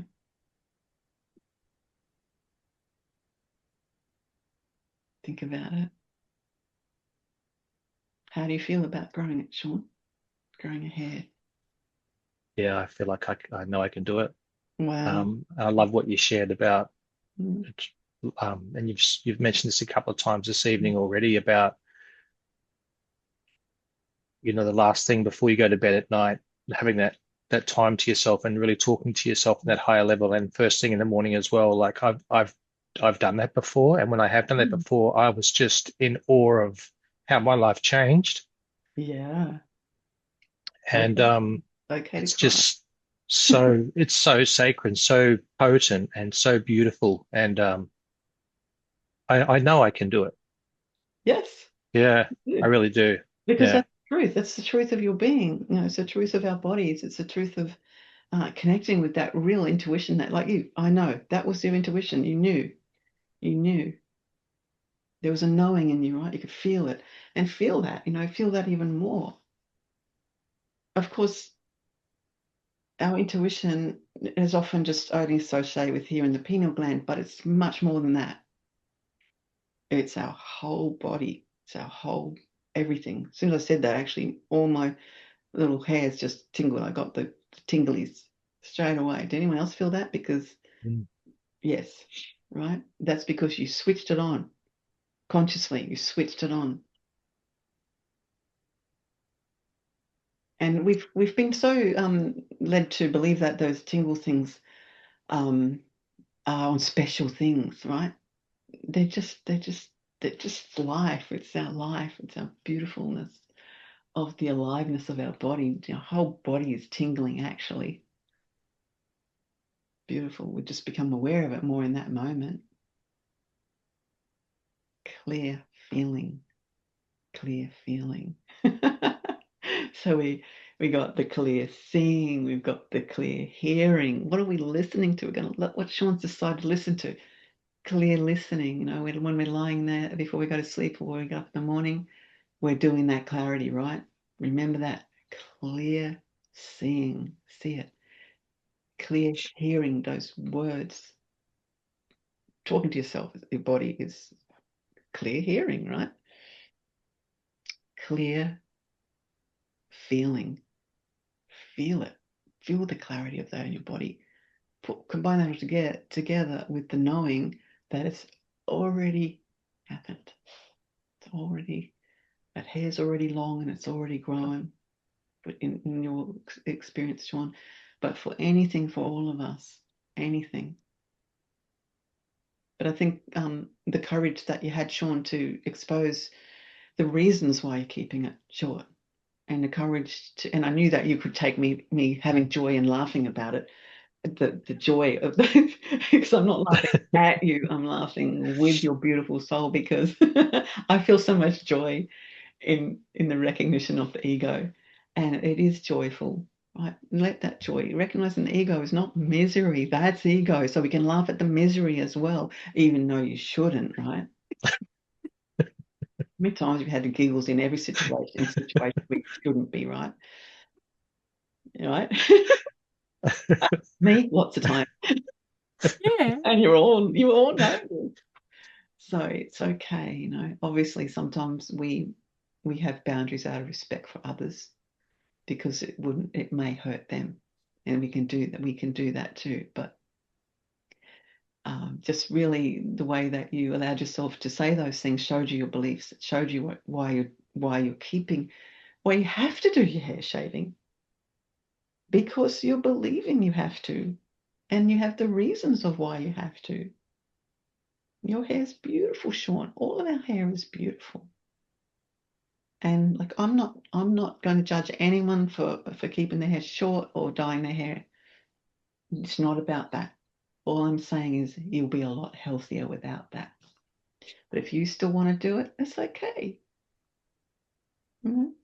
Like, I like to give my hair a little trim and I think this trimming is good, because the hair gets, I think, how the hair gets sort of a bit frazzled on the ends, and a little bit like people call it split ends, like that. Well, what really is that anyway? What's split end anyway? Like I feel like it's a part of something that we are letting go of. When we trim those bits, we're letting go of some old stuff that's being collected, and I think that's good to trim it. But to constantly be restyling and recutting and reshaping head all the time anyway, is you are compromising yourself, your immune system, and your health, and your whole beautiful soul of knowing. You'll see it more, Sean, when you do it, and all of us. The more that we recognize the hair and the value of it, that it's not just a mane to, you know, look beautiful with. But I do love the beauty of it. I really love the beauty of hair. I think anyone that knows me knows I'm like that. I love hair. I'm saying to Bart constantly, "Oh, your hair," and you know he's loving growing it long too. And I just feel like I've never seen anything that beautiful. Just watching him just grow his hair, oh, makes me cry literally looking at it. You know, it's just beautiful to do that, because you know he's had the same programs too. We've all had the same programs, you know, and we all went through the collectiveness of hairstyles, and you know what you're supposed to do with your hair to fit in, what makes you look respectful, what makes you look rough and scruffy to fit that scene, like, and everything in between. Hair has been such a strong symbol of an identity. Why? Because it is messaging, you know, it is a message. But you know, to really, it's okay that we've done all that. It's beautiful, it's perfect. But in our ascension, what do we want to do? We want to do the greatest, most loving, healthiest thing for ourselves. We want to revitalize our bodies. We want to live in the agelessness. We want to embrace everything. We want to finish believing the illusions of the ego. We want to understand them. And we want to know the wisdom that we do know what they feel like, the W. We want to have the discipline. Discipline. You know, that discipline is like a boundary. That discipline, okay, the discipline right now is the boundary on the ego right now. And that's like for a shame with you, Sean, that you could say about your hair. Get that boundary, that discipline on that. That boundary is, I'm not going to say this stuff to my head in my hair anymore. And anything else you want to do that you want to finish with your ego. I'm not going to do that. Boundary, discipline, boundary, same thing. Right? And then the trust. The trust is just a beautiful knowing of how powerful that you are. WDT, absolutely, definitely key things to apply for your ascension. But you have to understand what they mean, right? And you guys do. And all my sessions help you to understand that. And everything that I guide you with is exactly what I do. That's how I know. Because I've activated that in myself, and I explore the unlimited of myself. I explore the limited too. I look at that. I love it. I just, my every moment is thinking like that. And when I see the moments of the ego, I just like, wow, it's very potent. It's really potent. And I know it's because I've believed it for so long. But it's just so simple just to know, I already know what this feels like. Do I really need to keep repeating this? Do I want to repeat this? Do I want to? What am I listening to? Clear listening. We all hear our voice talking in our head, right? And that's beautiful. Yes, it's beautiful. Listen to that. Feel the feeling of what that's like. Like just even see the words. Sometimes I've done that. I often do that. I mean, really, it's just like, oh, I do it as a process for myself. Is visualize the words that I'm also wanting to create. Like, see the actual word written. You know, like let's just go with love. See the word love, right? And then hear the word love, right? So see it, and then hear it, and then feel it, and then know it. It's like the knowing is like the collection of all of that, right? It's all put together. it fascinates me how we do that, actually, how we do hear ourselves, whether we're conscious of it or not. We're hearing ourselves speaking, right? We're hearing ourselves thinking, seeing, hearing, feeling, knowing. And whatever you're thinking, let's go right to that knowing. If you're thinking ego, then you're knowing ego, you're wanting to believe it, or you're knowing it's not real. And that's your intuition. It's not about being someone that can read tarot cards, right? A clairvoyant. Clairvoyance just means clear seeing. That's all it means. But it's become, so many things have become associated, so many higher things have been associated with things that, aren't the whole package of the meaning, right? So we all have these abilities. We all have them. But why I wanted to really focus on this, because I have been mentioning intuition in sessions, and it's been something that's specifically come up about males really connecting with their intuition, even though females do, of course, both do. But then the thing is, what's happened with that male aspect of, being very precise about intuition has become survival, protect. That's what men are taught to do. They have to protect their wife, they have to protect their children, they have to, be the strong guy who takes care and lead everything, and that's not. Look, of course we want to care for our families, but the whole illusion that using intuition just to be the leader isn't real, right? Using intuition to beautifully love everything, to see everything. Like if you weren't so stuck in leadership, and you were, as a man, you're looking at a woman with love instead of leadership, you'd have a very different perception. You would just naturally love her. You would naturally want to support her. You would naturally want to serve her. You would naturally just want to embrace everything about her, and then same back to you from her. She would just naturally want to do all that for you as well. Beautiful. It works perfectly. But when, women have to turn this intuitiveness suppressed into this meek being, and a man has to turn their intuition into being on guard as a survivor and look after and fight for everything. You can see the illusion in that, right? You can see that. But the reality of the intuition,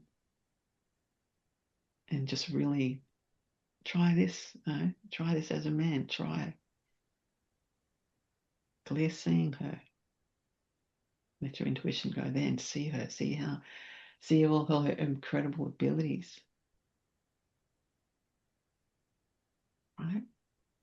Let a woman have you see her instead of lead her. How beautiful will that feel? Let yourself listen to her. Not because it's now the new thing that men, I hear you, I'm listening to you, like another new program that a man's supposed to do that. But no, just really genuinely wanting to listen, and feel. Just really feel the love. Keep it in that real beautiful, pure connection between you. The bliss and the harmony of that is just incredible together, just incredible. And of course, the women do it back. It's just both of you doing this together in this beautiful vibration of intuition. Not intuition being, oh, what have I got to be careful of right now? What do I have to fear? What's this woman going to do to me? What's this man going to do to me? All that intuition is just really old thinking that your intuition is telling you to feel fear. But I did mention the caution earlier, and that will just be a feeling. The caution feeling is about knowing when it's your ego. Okay. And when the caution is there, intuitive caution is when you're recognizing it's your ego that's trying to make this choice. instead of the being of love that you are. And you'll know the difference. But it's not about fearing the ego, because you fear the ego, then you're feeding the ego. But when you're just recognizing and having that cautious feeling, then you'll recognize in that moment when you're having that on that higher level is recognizing this is ego. You know, that's that moment I was just talking about where you just like, you know, discipline, boundary. This is ego. That's caution, not in a lower way, but in a beautiful, loving way of understanding.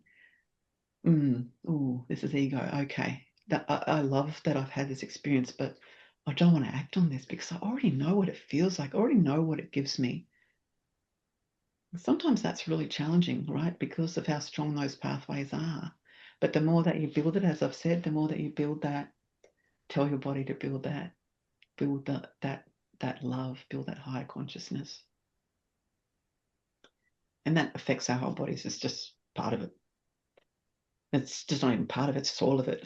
Because our body is all of it. It's incredible. Oh, would anyone else like? Thank you. I love you all so much. Would anyone else like? Thank you, Sean. Really, really great. And you too, Nish, also sharing. Would anyone else like share or ask anything? Yeah, I would, Joe. Uh, who's going to go? Amy or Maggie? I'd love to. Maggie. Oh, We'll come back. gosh, I'm loving this. Thank you for everything that you're sharing and helping us to get in touch with our body. And you're helping me to understand. I mean, you've talked so much about how powerful our body is. And tonight it's just helped me to understand so much more about, especially talking about the chakras and the light that's in our body and just making me more aware of everything about my body. I just feel like it's just so beautiful what you're saying, and just remembering to get in touch with that sparkly me within my body. And That's beautiful. I love it. yeah, and also I'm loving what you've said about the hair. I've always had so much judgment on my hair because it's this and that, and it's too thin, and it's too this, and it's too that, and as soon as I heard, and constantly affirming that as a reality. Yeah. And it's all just programs too. But that's recognizing it. Keep going. As soon as I heard you say about the hair and the purpose of having it, and it's the antenna, and it's just, I just instantly felt so much more love for my hair. Since you've said that, like, and I can keep feeling that love for my hair, and that's just keeping me feeling love for myself too. So it's just one part of me that I've had so much program about that. So I just feel like I really, really love that. Yeah. Really great, Margie. So good. Look, isn't it amazing? It is a big part of why I talked about the hair, because it's been so huge. You know, a whole symbol of identity, you know, in the really, it's not. It's just a beautiful antenna of love. Beautiful part of recognizing the higher consciousness and being fed it. You know? But you know, it's not limited to that, but it's really good to know about it in that way so that you don't want to judge it like that anymore. It as it's supposed to be some concept. You don't want to feel wrong for it. You don't want to feel lazy about it. Yeah. People are really lazy. You could say there's a lot of laziness about even just growing your hair and not even looking after your hair, you know. And there's that, which is still ego, because then it's neglect the cleanliness and the health. So there's that aspect as well. But I know you're not like that at all, Margie, and you love being clean and looking after your beautiful hair.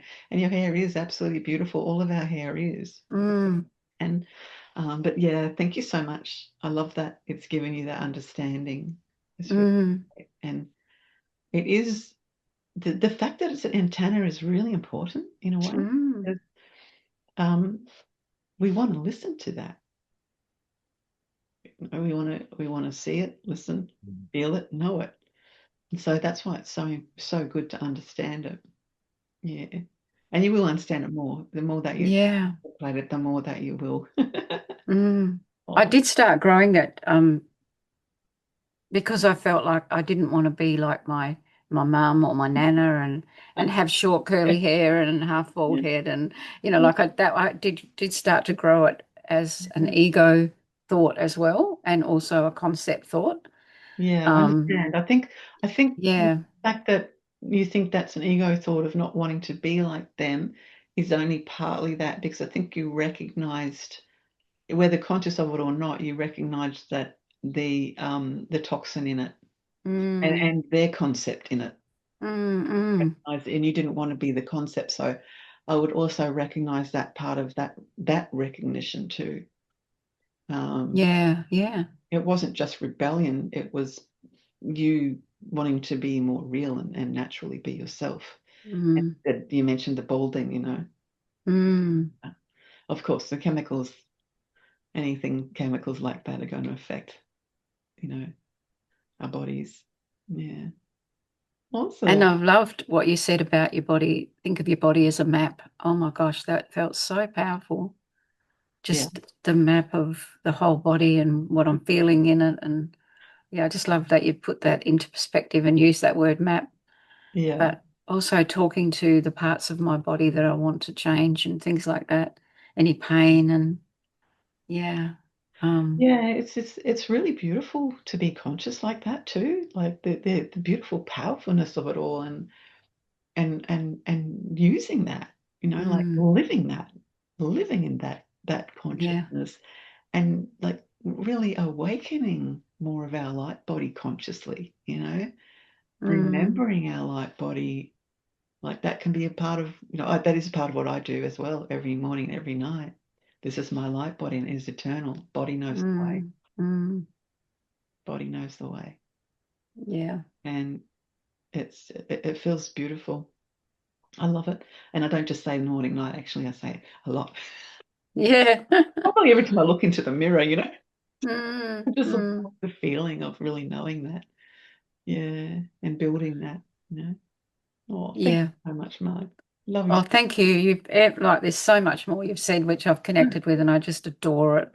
Like, taking everything back to my twin flame, but everything, and you've said a lot of it in other sessions as well. But it's so beautiful each session to contemplate more and more and more of myself, and I absolutely love you, Jode. You just sparkle so much beauty and gorgeousness with us.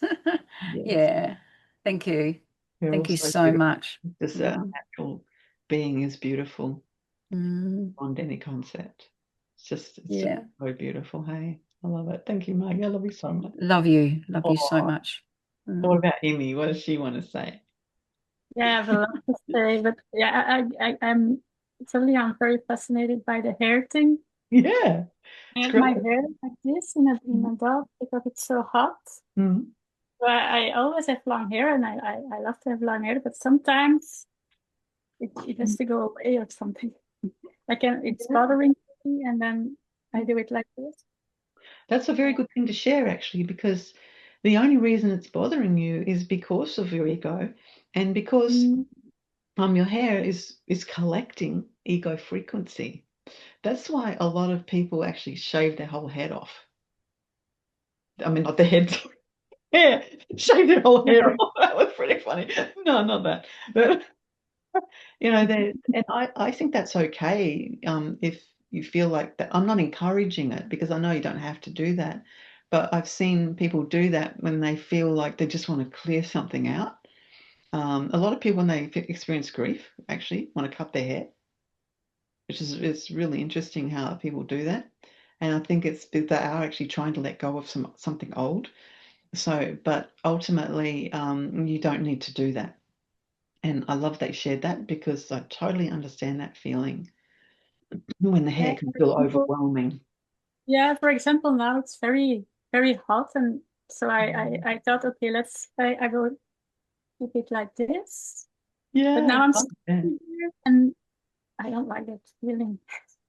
Yeah, like to start perceiving it really differently. And I just understand though, but I think perceiving this for you will change how your hair feels anyway, because the thing is, the heat can be overwhelming and it can be very irritating, but you can change that. Yeah, because for me it's very overwhelming. Yeah, and you can change that. You can decide to cool down. Body cool down. And you can, body warm up, body cool down. You can do anything. So, but also I think probably just this awareness of your hair is going to change how you do perceive your hair, and it's going to make you more conscious of what is coming through your hair, because there's probably some fog. There's probably fog, right? Do you feel foggy at times? The foggy feeling? Yeah. And that's probably because of, well, there'd be many reasons, all the reasons I've talked about today.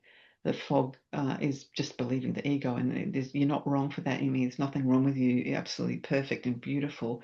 But that foggy feeling can make you just want to get rid of your hair. Like it feels like you just want to, clear it out and do that. I do that a lot. I like doing that. I like just shaking it out, and I do that every day, at least 3 or 4 times a day. It just feels very cleansing and really refreshing. And even a nice little, head rub, yummy, they always feel good, don't they? You get those little hair follicles, massage. And I always recommend brushing your hair too. I brush my hair twice a day, in the morning and before I go to bed at night. And it just helps to stimulate the cleansing and it's like cleansing anything that could be stagnating around there that we've chosen from the ego. So how often do you brush your hair, Mia? In the morning, but also not every morning. That's okay. I'm doing it more and more because I was never doing it. Right. Okay. Well, that would make sense too. That that's probably built up some fog because of that. So I always recommend get a good brush that's nice and gentle. Don't get anything hard and brittle. I just like using a really soft brush.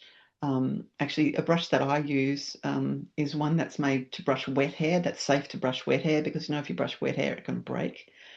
This is the hairdresser coming out. But yeah, so I will try to get one that's safe for wet hair. So, but I don't brush my hair wet ever. I always just let it dry before. I always brush it before I wash it. Yeah. And then I don't brush it after. But I always brush it before I go to bed at night. But just gently, brushing very gently, brushing through those hair follicles will just help you free any ego that's been building up, and you'll feel a real difference with that. And you don't need, like when I brush my hair, I usually have to brush out some little knots here and there, sometimes more knots than other time. And I just do that really gently, and brush it really gently. But I can feel the clean feeling. I can really feel it. And I just am very gentle with it. And if I'm brushing knots out, really gentle. I don't just ram that brush through those knots. Just like I like looking after my hair, and understanding on this level of what it really means to nourish ourselves, nourish our hair, because there is a lot of concepts about not washing your hair and not brushing your hair and all sorts of concepts about your hair. But I think that it's really good to wash your hair. At least, like I wash mine every day. That's how I feel. But if you feel more comfortable every second day, whatever feels more comfortable to you. For me personally, I like it really clean. So I do that. But yeah, and just get that brush and brush it, twice a day. It'll help that fog. You'll be amazed how much better you feel from that, Julie. Like just even with that focus too, when you're brushing like the hair follicles, those beautiful. Yeah, I've been doing it more and more because I am enjoying it, and also because then it's so soft. Yeah, exactly. And it's beautiful to love it. There is so many concepts about how hair should be done, la la la la. But yeah, but I was also more because when you said laziness, I was also confronted. Great. You know what laziness really is? Suppression. Yeah. Suppression is really, and I've talked about this, suppression. Laziness is always something suppressed. So it's good to be able to question yourself about what is it that I don't want to see, right? Intuition. What is it that I don't want to hear? And there could be many, many facets to that. hear, feel, or know. But you will know. You will connect with it in your ascension, and you will embrace it. And WDT will really help that. Wisdom, discipline, and trust. It will really help you to connect with it. And I think it's really beautiful what you're sharing, Amy, that you're actually making the connection with your hair because you're seeing the value. Yeah. And you're connecting with the value of it, and you're aligning with your hair and your ascension, not just that it's some annoying thing that gets too hot in the summer, or whatever the reason is about our hair. It's just to love it and to understand it, and to also recognize those pathways that want to get agitated by heat or cold, and just find that balance in yourself of usually when there's agitation around heat, it's because of anger, right? There's suppressed anger. If there's agitation around the cold, it's suppressed fear. So it's good to understand those things and just have a look at the, anger, frustration, Yeah. fear and survival. Just have a look at those. And I know you can relate to all this, Emmy. You're doing really awesome, so amazing. And, you're having so much courage and in your ascension. And, I always think about courage is such a beautiful thing, but really, ultimately, when you want to ascend, you just have to. It's like, yeah, bring on the courage, but I'm just doing it, I want this. And that's when you really, really have had enough of your ego. And it's good. It's beautiful. But of course, we're always loving the ego. Is there anything else you'd like to share, Amy? It's so beautiful. Thank you. Yeah, just the idea also that my body is full of these little anthems. Yes. Nothing. I like it. It is. I love that too. Thank you for recognizing that. Yeah. It's very good, isn't it? It's very good to be aware of the beautiful antennas that they are receiving, like the most highest frequencies. The most highest frequencies. So we're just like receiving that into our body. We're meant to. That's how we designed it. But when we're, believing our ego and the concepts, and we're blocking that, we're shaving, we're cutting, we're bleaching, we're hating our body, basically, etc., etc. Yeah, love that so much. Thank you. Thank you for recognizing those things today. I love you so much. I love you too. Anything else? Yeah. I was wondering if it's intuition the same as inspiration, or is it something else?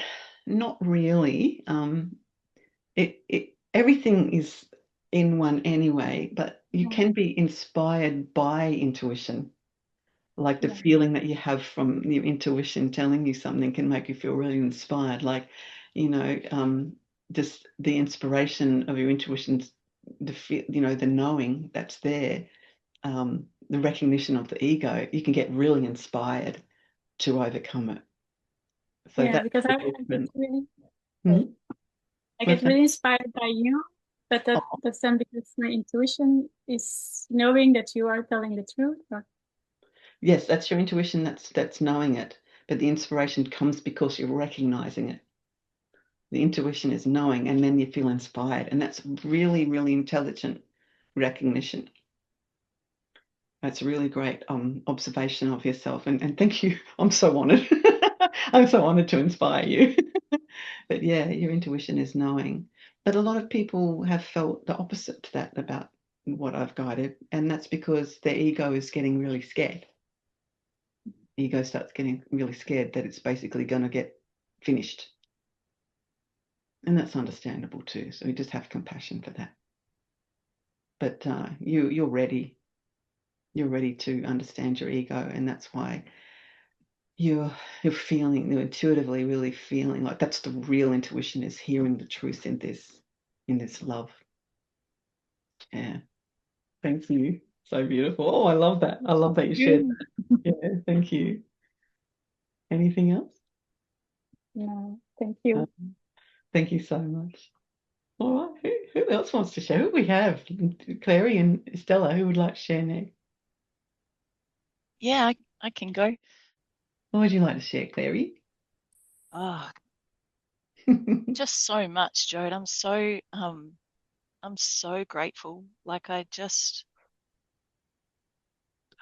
tonight I feel like I've just seen the contrast of knowing like what's really real, like knowing myself and ourselves on that level versus how I act and behave predominantly most of the time.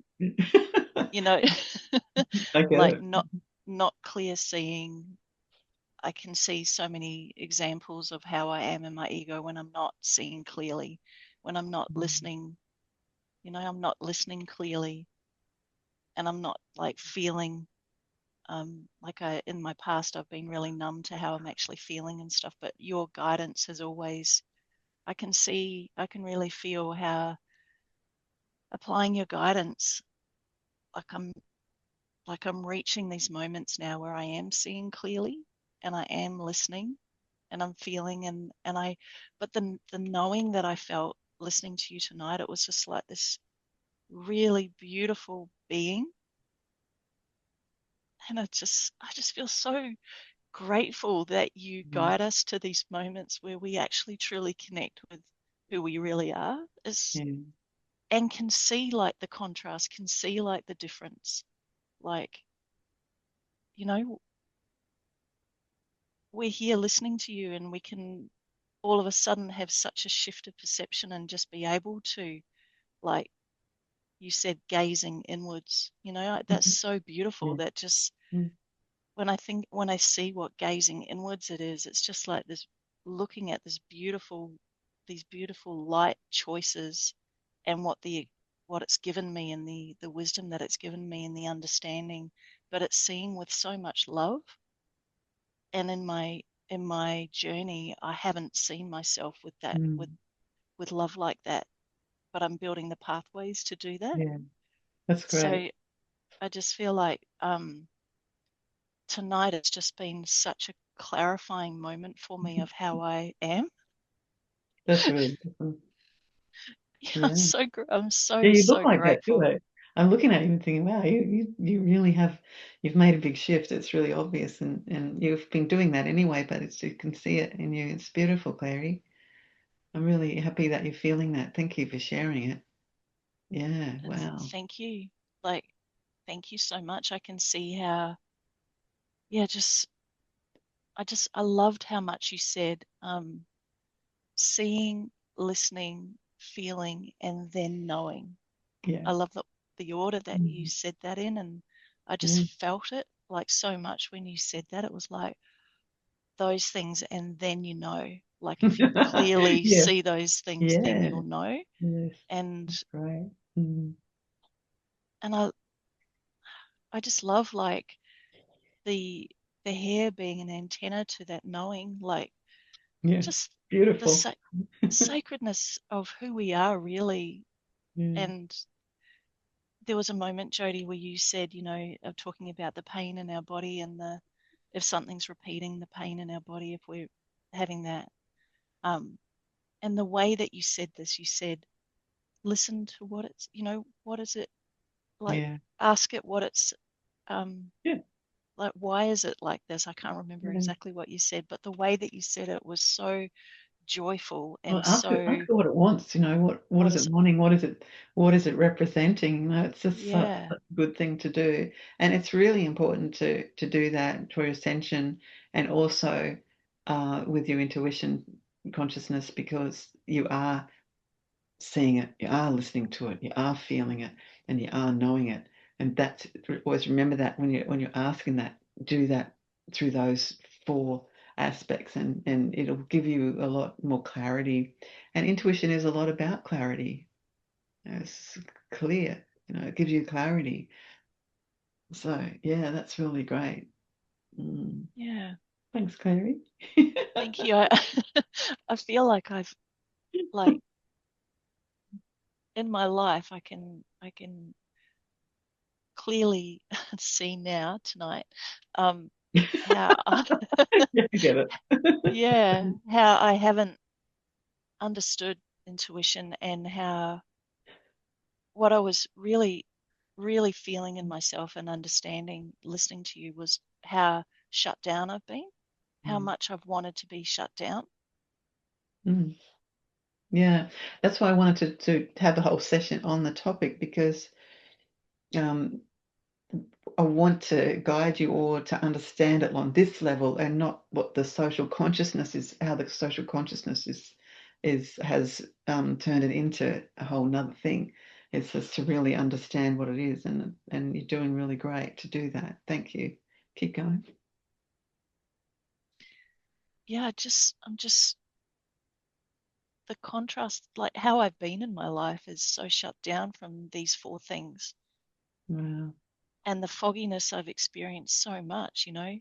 and the reliance on other people's perception, or the reliance on trusting what other people might think or feel, or listening to That's just yeah, approval. That's yeah, just wanting approval and looking for approval in that way, and both ways really. Other people are looking for approval from you, and you're giving them approval, but you're also wanting approval. So and yeah, approval is for what's approval for? To say that your ego's okay. We don't really need approval, even though we love to give our love and praise and gratitude. That's not approval, that's different. So it's really great that you're recognizing that. Yeah, keep going. and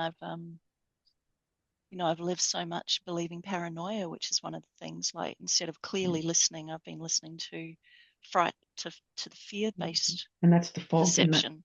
yeah, and Yeah, you're only seeing a foggy version of reality. And so yeah, but in that, believing all of that, you actually believe that that's real.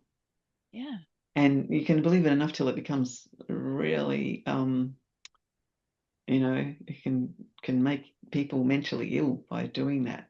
Like the confusion and the whole false perception can create more and more yeah, of those same pathways, that it feeds itself unless you witness it, and you become aware of that you're doing that.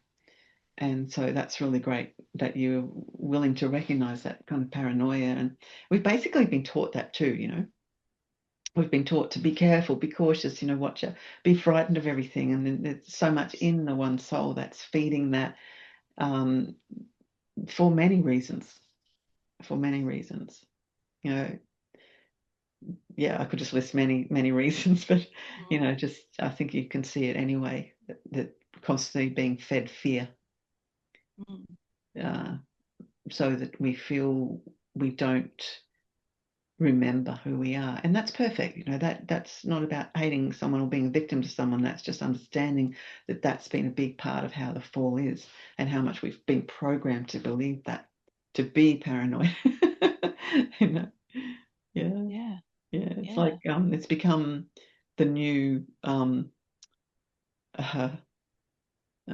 protection tactic in a way. But when we understand it on this level, this higher level, we realize we don't need protection, but we also don't want to turn that into it being blasé and arrogant and I don't care, because that's another aspect of all of this that becomes, oh, I'm not paranoid, I just don't care about anything. And then there's all that we want to keep maintaining that respect and and love. We want to keep being loving. Yeah, you understand. yeah. And something you said was, to be centered, to be centered in love. And that's such a beautiful feeling to connect with, is just that centering feeling of Yeah, well, it's coming really just the coming real to you. that. You're just Yeah. really connecting with the real you, because we are that. But to remember that we're that, because the programs that have led us to always be suspicious, and that's intuition, that's shut down that part of you of that is centered. Well, it hasn't shut it down, it can't shut it down, but it's making you be ignorant of it. And there's a purpose for that, and that's to experience our ego. We have to be ignorant of all these parts of ourself to experience it. We have to, you know, block it out or forget it just to have the ego experience. But in our ascension, like in our ascension, we can understand that we've had that. That's the wisdom. We already know that feels like. Because if we turn it into more paranoia about, oh, people are going to keep trying to do that to me, and I've got to protect myself from these nasties, you know, then we're just we're feeding it again and again and again. So the only way to stop feeding it is to really understand it, that it's given us that feeling. That's why that's freedom. That is freedom to own that and to know that I've created this because I want to know what it feels like. Yeah. Even though, as I say, every time that's not always easy. But it is easy on the other hand as well. It's the most simplest thing you can say. I just want to know what it feels like. Yeah. Yeah. And then you're free in that moment to not believe that program anymore. It really does set you free. Yeah, it really does. And it it's really that does. discipline, that, like I said earlier, it's that boundary, you know, the discipline is the boundary on the ego instead of, because you have to have discipline. Otherwise, how long are you going to stay paranoid? How long are you going to stay suspicious? How long are you going to feel fear? And of course, what I wanted to say about that why caution is there. We have awareness of being cautious. Like we don't want to put our finger in the fire. Right? That's caution. The fear of fire would be something different. You know, but the caution is understanding the fire and knowing it is hot and it can burn. You know, that's caution. And that's the same with the caution of the ego, because we know what the ego can do. So we can be cautious, trusting that beautiful intuition of knowing that it is ego and just not, we already know what it feels like. See, that's where it comes to the feeling. Oh, I already know what this feels like. So that's why caution is important, but not fear. Do you understand the difference? Yeah. And that's real intuition, a real aspect of intuition. It's not all intuition. You know, there's so much more to it, and that's what I've been talking about. But yeah, thank you, Clary. Keep going. I can just really feel how WDT truly is critical, like just so like it's been so transformational for me to take those moments. That's also like a map. Yeah. Like a map to Ascension. And it's so simple. It's so simple, but you have to fathom what you're doing. Like they're code words for you that you already have associated your Ascension consciousness to, you know, to recognize that ego, that you already know what this feels like. Yeah. That's what the brain loves. The brain loves code language. So the more that you do it, the more. Have you noticed that with the WDT? It's getting presented to you. But if you stop doing it for a few days, you might not get it presented as much. But then you remember again, right? Yeah. And it'll be easier that time. You just keep on remembering it. And you know, it's not like a new program, it's a freedom. It's a freedom of understanding. Yeah. And I'm really glad that you can see that clearly and that you value that. And thank you. Because that's what I want for all of humanity, is to return to the freedom of ourselves in our consciousness. And this is part of the plan. Us sitting here, me talking about all this, us having this connection about all this, is part of the higher plan to help awaken the one soul. And that's why you are really vital in this way, to recognize how much you're feeding the one soul with what you're doing as well. And it's a beautiful thing to do, because then you're in the oneness consciousness and not the individuality illusion. And we always want to do that. So it's very, very important for us to understand these things for the love of all of us, you know.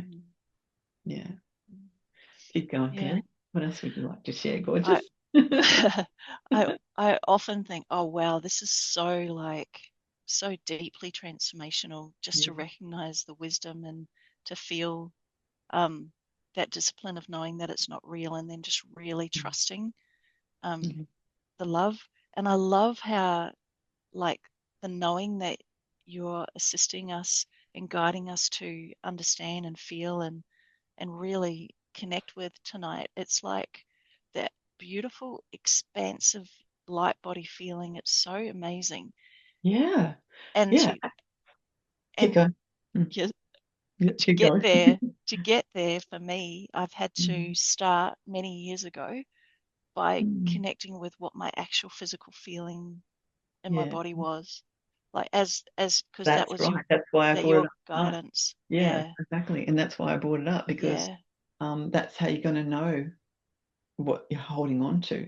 You know, the physical feeling. Oh wow. I mean, what is that even? You know, what is actually physical anyway? It's just thought. So, you know, when we have this amazingness of thought manifesting in the body and we can actually touch and feel it, it's incredible. You know, but to be able to do it on this ascension level, to just really understand. But, you know, it's really interesting that even the whole feeling of touch is an illusion, because everything is just made up of light, and that's what's beautiful about it being an illusion. Like even scientists have they've discovered that touch isn't real. We don't really touch anything, but we have the sensation of those things, you know, things. But the particles, you could say, or the cells of everything. You know, it's really beautiful. But I know it's much more than that. You know, it's because we really are light, and I really love that we have this touch illusion. I love it. It's beautiful. Yeah. And when I think of how I used to feel in my physical body and how I used to feel mentally, I'm laughing because I know what you mean. I'm recognizing how much I've really wanted all of that tonight with this perception that you've guided us all to. But I do recognize that over many years, like I've shifted, like I don't think the same, I don't feel the same as I used to, and I feel free. I feel so much freer than I used to. And intelligent. And you awaken your intelligence on that higher level. It feels great, doesn't it? Being able to actually be able to think really clearly. You know, the clarity, and that's all part of this, is the clarity. The clarity of our intuition, you know, and that's like really connecting with ourselves in all these ways I've talked about. It awakens the intelligence. It gives us the clarity. Keep going. I want everyone to know just how free, you know, how free we can actually truly be by following your guidance. Like, it's like, I'm so grateful. And tonight when I was like contemplating all of that, I just felt like I was just contemplating just so much of myself when you were talking. And I just feel ready. I feel ready to understand and now really begin on a new level to contemplate and understand myself as light, and to talk to my body as light, and to on a new in a new way from what you've said tonight, just really understanding it all. And I'm just so grateful. I'm so grateful. That's beautiful. That's just you remembering yourself. It just feels so beautiful. It automatically makes you feel that gratitude feeling. Yeah. I can't speak, but I'll try. But it's like I'm just so grateful for you, Jody, that you're here. Thank you. That you've decided to do these sessions. That, you know, we're now on episode 25, and you know, each one has been so brilliant, and I felt like this every single time. This like revelationary feeling of, I'm ready, you know, I'm ready to understand more and to do more and to remember more, and I just like making the connections. And that's the inspiration Emmy was talking about. Yeah, exactly, Emmy. And you know, inspiration is related to the heart organ, you know, like it's been understood in that way. But so it's like, it's this our beautiful soul, our spirit, you know, it just feels, it just comes alive when it hears the truth, you know. And it's different to hearing a program being pacified it's so different. We all know what that feels like when you feel comfortable because you're feeling a program, right? You know, like you're comfortable because you're getting approval, or you're comfortable because everyone's agreeing with your own ego, you know, like those sort of conversations that people like having, yeah, bitch, bitch, bitch, you know, and all that. So that's comfortable. But this is completely different. This is like the real beautiful feeling of remembering a love and feeling that inspiration of who we really are. And I totally understand what you're saying. It's so, I agree. I feel it too. That is why I'm doing the sessions, because I want to share, and it is inspiring to me, and I'm just bubbling with all this love and light, and just wanting to share this understanding, because it is who we are. And I love that you feel that passion about it too, Clary. You know, it's really beautiful. Yeah. I'm so deeply grateful for you, Jody. I just love you so much. And, you know, I've got beautiful Sean in my life now because I've applied your guidance. And, Yay. and Yay you for know, you, Sean and Clary. yay. That's so gorgeous. We all love that. Love you both. And I just feel so like it's such a beautiful feeling to be always coming home. Like it's a really deeply fulfilling, satisfying, contentment, rich, like the best feeling ever to be like experiencing what comes from applying your guidance. Exactly. I'm so grateful. That's now knowing what it feels like to apply the guidance. That's a whole different knowing what it feels like, right? Because it is. you know what the ego feels like, but now you're remembering what your real being feels like, and that's just magnificent, you know. Yeah. And you know, you also we talked about this in the other session, last session, about, you know, what's keeping you apart. What's keeping anyone apart from their twin flame? You know, it's like just ego. It's just ego beliefs and limitations, but it's very, very painful. But that relates to the comfort that that's why I brought this up right now, because it relates to the comfort I was talking about. We get comfortable in being suppressed. Yeah. You know, we're more comfortable in hiding and suppressing deep, deep, deep ancient feelings than actually wanting to look at them. That's what our ego believes. But have you ever had that experience, like, I don't want to feel this, I'm terrified of this feeling, la, la, la, and then you just can't hang on to anyone, you just start crying, you let it out, and then you're like, oh, that wasn't that hard. That was actually really beautiful and really easy. Like, oh, I feel good now. And how long, everyone's laughing because you get it, but like, how long did you carry that and resisting it and feeling like it's too hard? It's really funny. But, you know, that's like, you know, that's the thing about all this separation that we've believed in, and all of that fake version of intuition, that's also keeps you separate, because you're so busy being paranoid, and you're so busy being defensive, and you're so busy looking out and being frightened, and you don't want to make the wrong decision and all that sort of stuff, instead of just focusing on ascending and understanding who you really are. That, you know, you're keeping, that's, you know. And I understand the foundation of those fears, because there's been a lot of ego relationships, right? But you have to finish with all of that and embrace the love and being that you are, and trust that. And I'm not suggesting you just go and jump into any old relationship at all. I'm not saying that, but I am saying that how beautiful it is to trust your ascension is exactly what you're saying, Clary. That's why you're with Sean, because, and why you're together, because of that reason only. Because, you know, you've already experienced the ego separating you, and now you're experiencing WDT of knowing what that feels like, and the discipline and those boundaries, but also really keep looking at what's keeping you, what keeps you apart. It's really important, and you can let your intuition remind you of it. You know, you can let yourself see it. This is real intuition. Let yourself see what it is, instead of what the old intuition is doing is being cautious, not cautious, frightened. Cautious is the real thing, the fear, being frightened. But I know caution has been turned into that fear anyway, but I'm not talking about caution in that way. But the fear, what's the fear? That intuition, it's not real.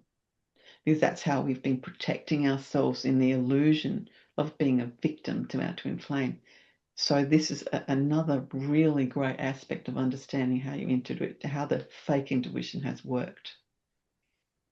And instead of doing that, just really listening, like seeing the truth of yourself and listening to the truth in yourself. Be aware when that old intuition is trying to protect you. When it's using all sorts of excuses. And it's good, like as I said in the last session, you don't have to go acting on changing everything dramatically, but just start being aware, and that will just change it anyway, in a beautiful way, in your ascension way. But be aware of those old programs of old intuition, because that's why I started talking about that in the beginning of this session, because that's a big part of what the ego has told us is intuition. And you can see now from this session, it's just not. It's not. That's just paranoia. That's just excuses to be separate. That's just feeding ego, and it's living in fear.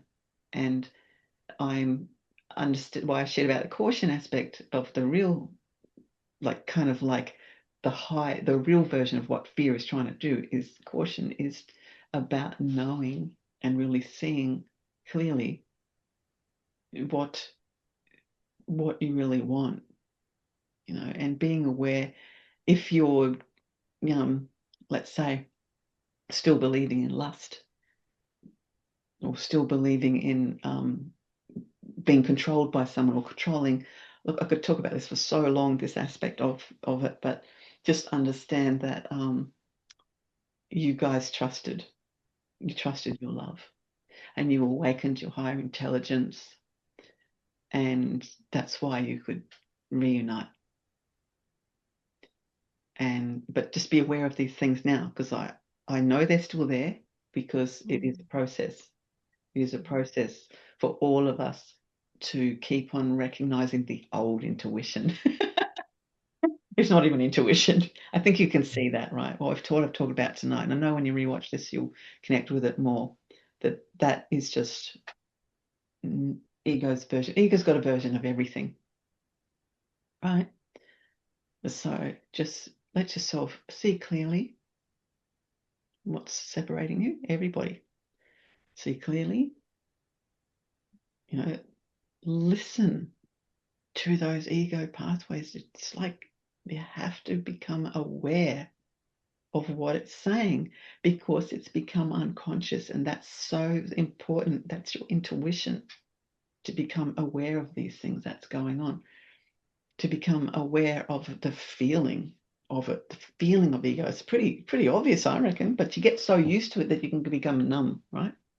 You get so used to the feeling of suppressing your real beautiful being of love, and having all these reasons why you're doing it, that it feels normal, right? Normal, but it's not natural.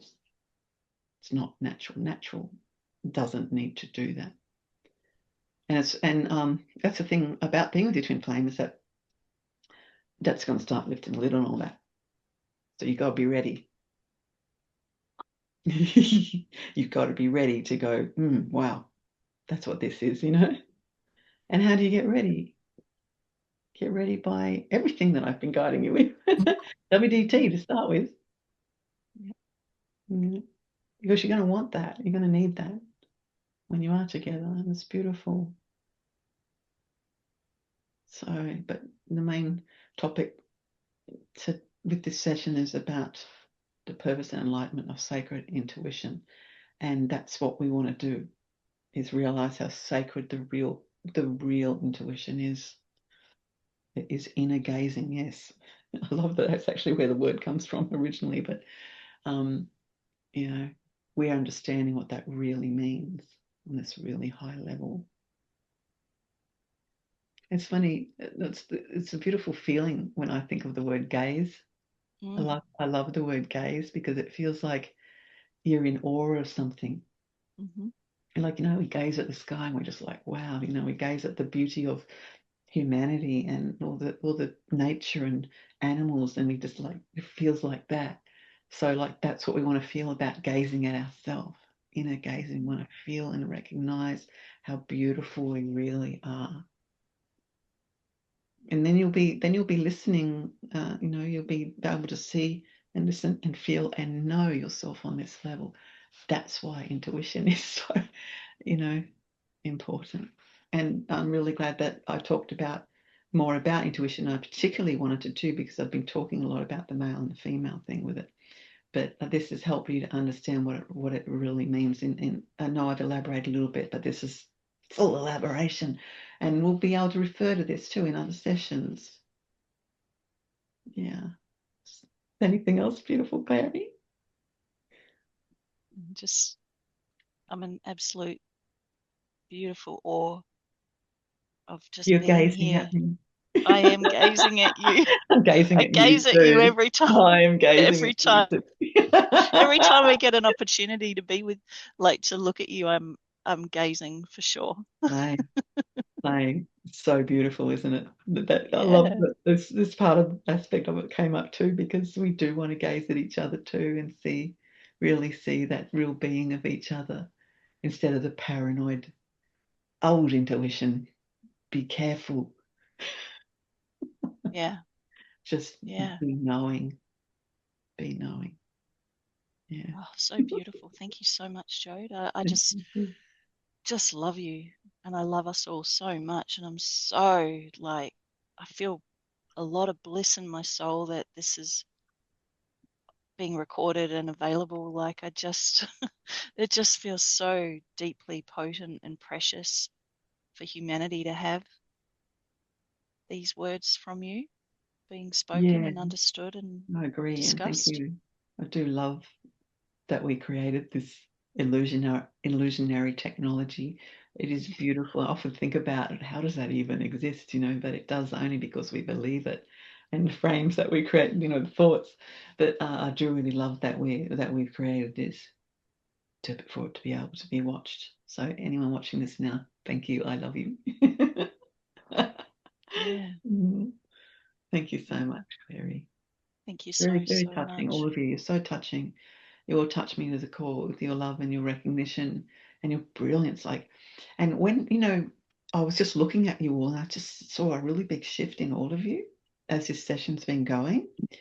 And I particularly noticed it in your hair, even in Sean's a little bit, because there's a glow around it. Like it's going to glow a lot more, isn't it, Shawnee, when we grow it? Yeah. Say we. Because of the one song. I'm looking forward to that. Just beautiful. And I could see it. Can you see it in each other? It's like, yes. the frequency has changed, right? Yeah, it has. Wow, well done. Well done. And that is all it takes. It is just a thought, and that's why it happens. And sometimes it does feel like, how could that even happen like that? But it is because of the magnificent beings of love that we are, and that we think. Yeah, we think. I said light is the first form of, thought is the first form of love. Love manifests as thought. So thought is the first form. And continue. It's always a new form. Now. So I love being able to share this with you all, and the beautiful nods that you have and the way the revelation in your face and everything. It's really, really beautiful, and it does feel very completely fulfilling to my soul. So thank you. Is there anything else you'd like to share, my beautiful Clary? No. Thank you, though. I love you so much. Thank you. Perfect. Thank you so much. Oh, let's hear from beautiful Estella. What would you like to share, Estella? Oh, how gorgeous. Just the sound of your voice. It's so beautiful. Yeah. Thank you. Thank you for this session. I love everything everyone shared. I really feel the same. And thank you for talking about the hair today, because it's been something for me, like I've been a little bit kind of obsessed with it, because I was losing hair here from, I don't know, I think I have been losing hair for the last almost 10 years. Mm. And as Sean was saying before, I know I can regrow it myself. I know my body is capable of doing that. But then I Body have knows the way. Just remember that. Body, tell your body, you know the way. Body, find a way. You know the way. Just tell yourself that it works. yeah. Yeah. But I can see, like, because I don't see the instant, Yes. like the hair, I still don't see the hair growing enough. Then I give up and I go into the doubt. Yeah. And what I want to point out about that, Estella, is in those moments, I talked about this with earlier too, that when those moments hit, when you're doing it, and then it doesn't work, and then you give up, that's the moment to not give up. That's the moment when you're just about to shift it. But I completely understand what you mean, and it does feel hopeless in those moments, but it's not. But what it is showing you is what you believe. And so take that as a beautiful opportunity when you, and I'm sure you have been anyway, and in those moments of just reminding yourself this is the opportunity to keep going and keep trusting. And don't put a time limit on it, because the time limit is the illusionary part of it as well. It's like, it's the impatience. It's impatience, and that's ego. So take the time limit. Give your beautiful hair the love of timelessness instead of putting a restriction of time on it. Take that off. Just give it that. Give it the timelessness, and it will grow. Absolutely. Look, I'll do that with my whole body. what's that? I'll do that with my whole body. Yeah, thank you. Oh, I love that. Thank you for saying that. Yes. Keep going. Yeah, and I love to see how we are all transforming with these sessions, how we are all unveiling layers and layers and becoming of our true selves, and more love and more light and more recognition of the truth. It's so beautiful to see. And I don't know, today I'm seeing this a lot. Like I feel this past few days I have been really seeing how much I love my ego passionately. And That's great. I love how you said that. That's awesome. Yeah, that's really good. And then I could see this session today was so good because I could really see what you were talking about, the intuition and how the ego will take things like, oh, this is what's going on really, when it's not. Exactly. I know exactly what you're talking about. I do. Yeah. Yeah. Yeah, and I have been feeling very, very inspired by you, Jody, but also by everyone else, because everyone else always says something that helps me recognize something. Exactly. And we are all such brilliant beings. I'm in awe of us. Exactly. Exactly. It's brilliant. I love it so much. Thank you for saying that. Keep going. And it's because of you, you are helping us unveil that brilliant, those brilliant, the brilliance that we are.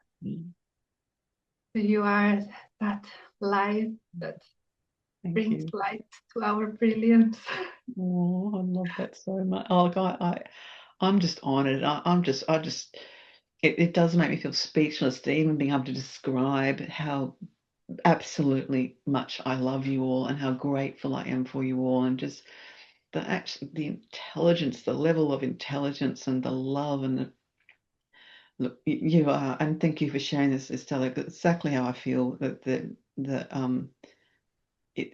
I love gazing at you all, and I do feel complete awe at how absolutely amazing that you are in your ascension, and that's super inspirational, right?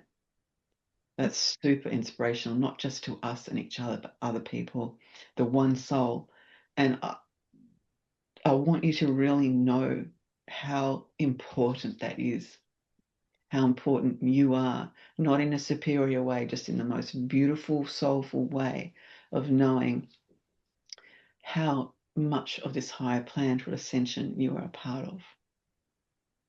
And thank you, as I call it, for coming home to that. There will be more. There is already more. But this is just the most beautiful gift that we're giving to each other. And I feel so deeply touched by your love, Estella. Thank you. And I can feel it. It's just absolute, like the nourishment of that love I feel in myself. And just looking at you talking about that love, it's just like my eyes are happy, my whole soul is happy and fulfilled just by looking at your beauty, and I feel the same about all of you. It's just thank you all for being the perfection of ascension, like this ascension in process. Beautiful. Keep going, Stella. Thank you so much. I just want to say that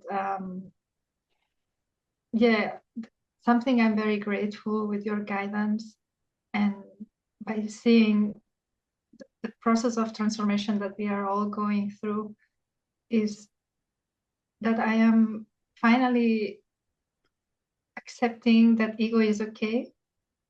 That I don't want to feel wrong for having an ego anymore. Now I know how it feels. Yay. I love that. Exactly. And I'm so grateful for how you always help us understand us and tell us that it's okay to have an ego. It's okay. It's part of the journey. It's what we want to experience. And then to feel that natural process of getting to a point where you have experienced it so much that you don't want it anymore, and then you are ready to choose something else. Exactly. And and that's why I've talked about so often the pain. Once the ego gets painful enough is when you just really want to know you're ready, and that's where we all got, right? We all got there, and that was enough for us. So good for you to recognize that. Keep going. Yeah, it's really beautiful to have gone through that and then being able to see it clearly and experience it, and seeing still the passion for my ego, but also seeing how now I want to put a limit on it, and be assertive with it and say, this is ego, and then shift, and to see how beautiful it feels when we really shift and allow ourselves to see the truth of who we are. It's so beautiful. It really is. And I've talked a lot about the proof is in the vegan pudding. We love saying that for fun, but it is true. It is true that we do show ourselves when we continue to remember. We do see it, and that's why even just being here together and looking at each other, and we can see it. We can see it in each other, and that's what we're seeing with. We're seeing with our real higher being, our intuition, that just knows. We can see it. We can see it. We know it's true. We know it's real, and we know, and none of us are interested in anything that isn't real because we already know what that is. None of us are interested in that, and that's where you come to when you're ready for ascension. You can see through everything, and you can become very pessimistic in that seeing through everything. I know I felt at times that whole feeling of like giving up. Like just everything is just not what I want. It's just horrible, but I knew in my soul that there was something, and I knew it was love. And I knew I wanted to know what that is, and that's the thing, that's the spark, you know, and I ignited that, you know, and I felt that, and I just kept allowing that more and more, and that's what I'm still doing, and that's what you guys, we're all doing this together. It's just beautiful, and it is beyond gratitude, even the feeling, because it's so high, such a high feeling of love, and I just love you all so much, and love you, Stella, so beautiful. Love you so much. Thank you so much. Oh, I'm always loving you. Always loving you. Always. That will never stop. That is the real feeling of who I am and who you are. And that's how could that can't stop. The only way we can pretend it to be stopped is to have ego. That's it. Simple. So simple. Oh, is there anything else beautiful? Yeah, just a couple of things more. Like one thing is I just realized today that I was keeping my hair tied up in the back, and I just realized when I do that, I feel like I'm cutting off in a way, and and it's also a way to hide myself. I don't know. I have this feeling I'm hiding when I do this. When I put my hair like that, I can hide. What are you hiding? What are you hiding?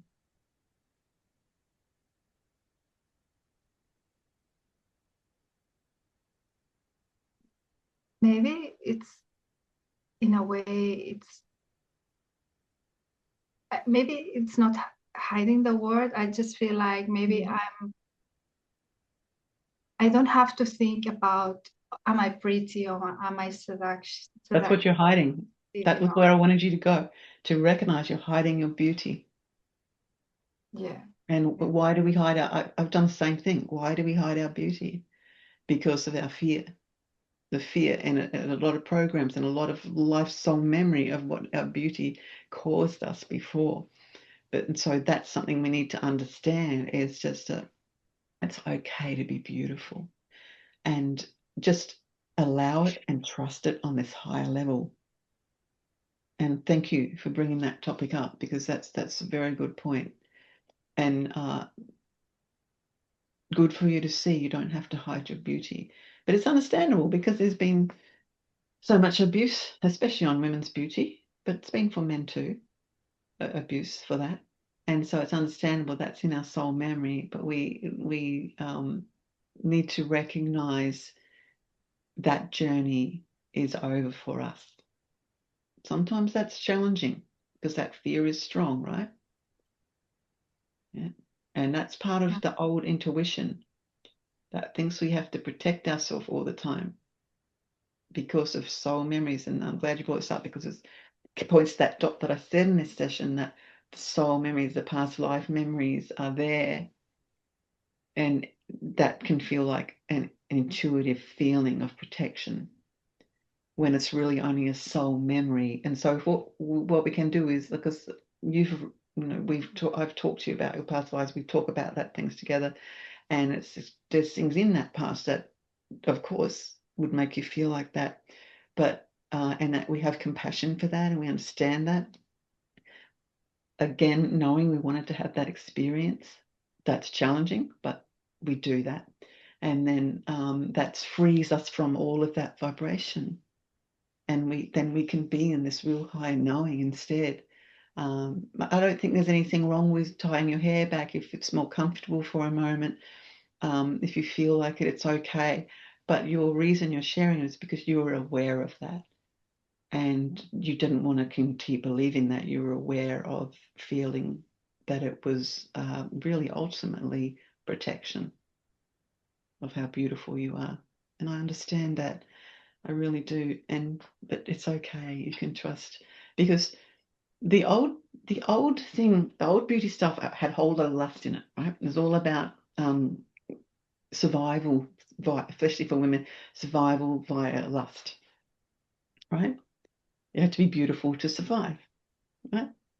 But now we don't feel interested in that. We only feel interested in our ascension.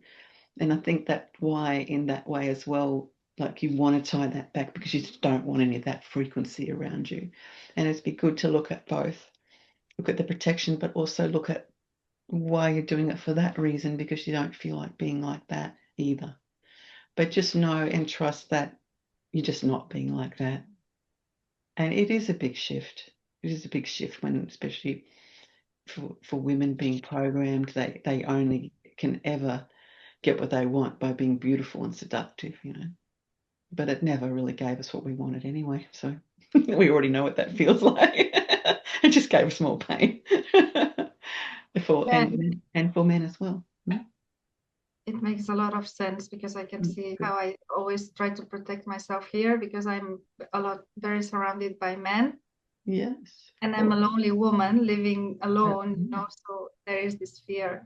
Yes, exactly. And I totally understand. And I think there's some realistic aspects of it too, to be aware of that, but to stay in the trust and to keep on understanding the old feelings, because the more you understand the old feelings, that will just leave your reality anyway. Like I have had experiences where I was in a room, something dangerous was happening, very dangerous. I've had a lot of experience like that, but I'm not going to say exactly what happened, but I'll tell you what I did. And I decided to be invisible. And I was so frightened that I just said, okay, I'm just going to be invisible. And no one noticed me. Absolutely no one. And so I felt that fear of that, but I knew if I just go into this space of alignment, which I called invisible, of just being in my real higher being, I would not be noticed. But everyone else in that room was, except me. And that blew my mind. Even then, I was quite young. I was probably not even quite 20 years old, but that's what happened. And I just changed my frequency. That's all I did. So I used to do that a lot when I was younger because of my beauty, because it would be frightening, and I just changed my frequency. And I understand that a lot more now, that what I was really doing was just aligning with my higher being. And so being cautious and aware of these people's vibration, that's good. But living in the fear of it is just going to keep you in that lower vibration instead of shifting into this understanding. But I completely understand. Been in many, many situations like that. And I'm glad that I gave myself that to understand this. I can understand what you're feeling because of it, you know. But that beautiful feeling that I felt, and I was in so much awe too when that happened, that I wasn't even seen, it wasn't even existed. It was amazing. I felt happy too and relieved because I was safe, you know. So that you are safe too in the beautiful frequency of your love, and but of course, be aware. Yeah, it's you know, it's kind of like, it's like staying really neutral in that place, the neutral feeling of love, not being cut off and not feeling, but the neutral feeling of love. And that will really assist you in that way, because when you're around a danger, right, it's the ego. It's only the ego, and the ego loves you to be frightened, and it loves to pick up on that energy, right? So if you're if you're resonating with that, even though it takes a lot of strength to not, but you can do that, and you are doing it, and that's why you are safe.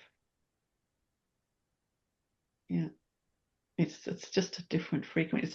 It's like, let's say this is the frequency of these beings that you're feeling afraid of, and this is where you are, and they just want this. So you can shift down there, right, to that, and then you can have the entanglement. But because you don't want that, and you're shifting here, it doesn't involve them.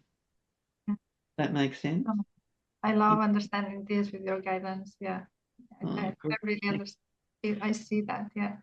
Well, this is really beautiful and so precious that this part came out too, because it does relate to old intuition of fear. And that's why I said that about the different frequencies. If we stay out of the fear and we just stay, you know, we don't have to engage here, and we stay, and that's what I did in that moment.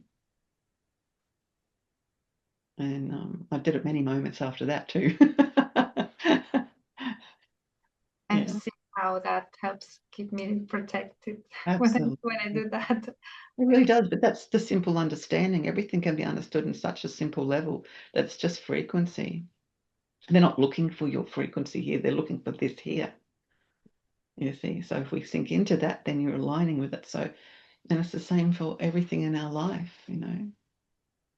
Being in that beautiful high frequency, it changes everything. And we're also influencing. I've seen that too. I've seen how choosing this in that sort of environment changes the people in the environment as well. I've had that experience too. But we don't go about trying to do that for a victory, because then you're not in that frequency. We can just stay in our love and notice the shift. Anyone that's gone anywhere with me and sees me walk in a room, they see it, right? You guys who've been somewhere with me, you can see that shift around me, and that's not a victory at all. I'm in awe of it. I'm kind of mind blown, but I can see it. That it's that frequency. I love it. It's so beautiful to see it affect people. They don't even know, but it is. Yeah. So what now? Same thing's happening, and you guys are doing that wherever you go too. Yeah. Just feel bubbling joy. Thank you so much. Anything else beautiful? Oh, that, and I love what you shared, that at night our we are clearing our old pathways in the brain. And I wanted to sleep, ask especially you, during our sleep, especially. I wanted to ask you because lately I have been having headaches at night, and I could feel there was something going on in my brain, and I was wondering if maybe it probably has to do with that. What do you think? Like, of course, it's any pain means resistance or stagnation, and it would be related to some form of ego that you're believing, and it'd be great for you. And I know you've probably already done this anyway, but just keep doing it, because it's obviously something really deep. And perhaps you could, you know, just before you go to sleep, just talk to it, tell it it's okay for it to finish. It's okay, I'm remembering who I am now, and try some of those sort of things. But also, you might ask to be shown in a dream.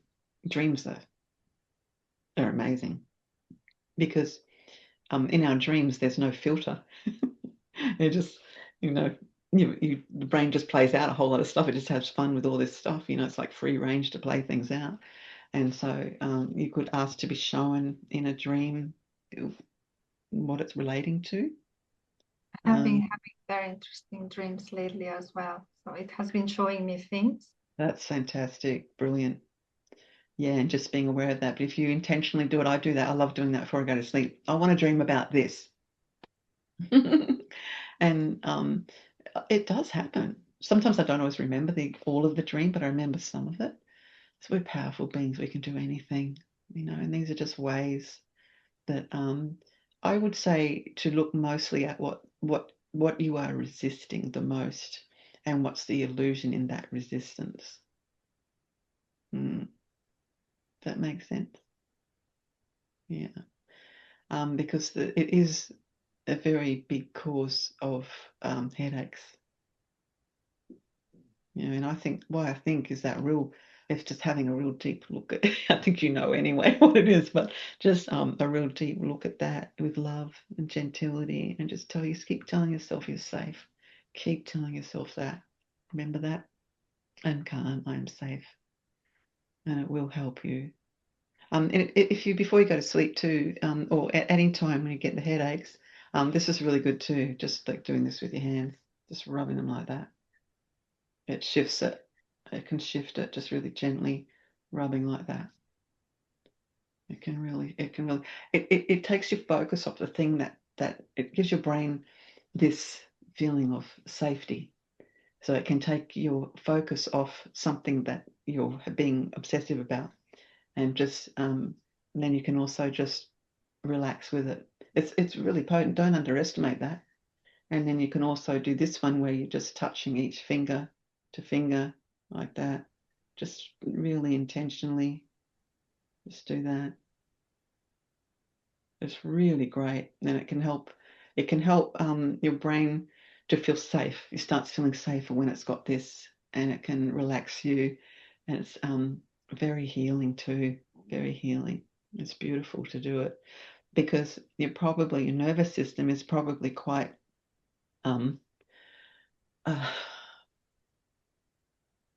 what's the right word to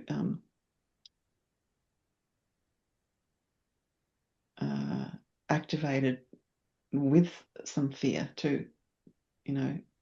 I'm trying to think of the right word, but your nervous system just needs to know that you're safe. That's what you need to do. Once you know that you're safe, it'll change, and you are safe. And just keep doing that. Remember I said this about tapping too? Just remind yourself that you are safe in your love. You're safe in your love. And if you want to call on my love anytime, do it. I'm always sending you all love because I love you so much, and I love doing that. I do that with everything and everyone. So, yeah. There was one day when I was not feeling extreme headache, but I could feel it was starting. And I remember you saying, talk to it. Ask what it is. Yeah. I did it, and I immediately saw a mass of tension. Yeah, exactly. That's the word I was looking for. Your nervous system is in tension. Has tension. Yeah, keep going. And then I could see it was because I was believing victim. It was a mass of victim. Yeah. Victimhood there in that tension. Yeah. You know, one of the great things for us to really acknowledge, which isn't always easy, as I've said, is just to really, really know what you're creating is because it's what you want. And you do free yourself a lot when you do that, when you take that higher level honesty. This is what I want. And then your nervous system will relax as well. Because when we're in all that tension, you know, it's we're creating a fear. You know, we're feeling like we've already feel the fear, so the nervous system is feeling that tension. So we need to relax that. And these hand things are really great, really great. They really can help. But ultimately, you've got to change the thought pattern. Hey, you've got to really look at that with love and understanding. And WDT really is the best solution for it. And those headaches will finish. They will finish, Stella. They will. Yeah, Must be so awful for you, so painful, but they will finish. They really will. And keep trusting that. Yeah, especially now I have your guidance. Also, like when I realized it was victim, the headache left. Yes, exactly. Yeah. It was amazing to see it, to recognize it for what it was, and then it went. That's so beautiful. And that's inspiring. Yeah, it's just getting that making that real strong decision in yourself. You're going to do things that way, the higher way. And you've already made that decision. And look, thank you for loving today's session, Estella, and for the things that you've understood, because I know how much it's given you. And I know that all those things will help you with all of that too, all the heavy things. I love you so much. Love you so much. Thank you. Anything else? That's all. Thank you so much. Thank you so much. Look, see, I'm doing this with my hands. It's just like natural without doing it. But thank you so much. I love you all so much. Today's been really, really precious. Hey, they always are. But the gratitude I feel for each one of you is just beyond measure. It's the only way I can say it. It's beyond measure. I just love you all so much, and thank you for being so ready to understand all this higher consciousness and to live it. Like the total personification of ascension that you're doing is just incredible, so highly admirable. admirable to me, because I know the courage. But just thank you for doing that for you. Thank you for doing that for me, and thank you for doing that for the one soul. Thank you. And on we go, more and more and more in our bliss. And wow, I'm just in awe of you all, and so grateful for your courage and your intelligence and your beauty. Oh, the beauty. How beautiful are you? How beautiful are we all, you know? Oh, so let's just keep going with that. And I'm always here for you. I'm always loving you. And we'll talk soon again, but we'll be soul talking in between that, hey? Yeah. I love you so much. I love you. Love you Thank so you, much, Jode. Jody. Love you so Awesome. much, Jode. All right, beautifuls. I'll finish now. Love you so much. Love, love, love, love, love. Love Love you you. so much. Thank you. Thank you. Thank you so Love much. you. Love you Bliss. so Thank you much. so Just much. bliss. What a beautiful feeling. Oh, Yeah. love you. Mm. Oh, and higher we go into our amazing ascension and our unity consciousness. How beautiful is that? Yeah. Oh, love you. Thank you. Thank you, Sean, Maggie, Stella, Thank you. Perry, Imi, Nisha, and Jody. Yay. Love Love you. you all. Okay, my Love love. you, Jode. But I love you so much. Thank you for everything. Love, love, love, love, love you. Bye. Bye. Here we go. Oh, how good. Oh my God, love you.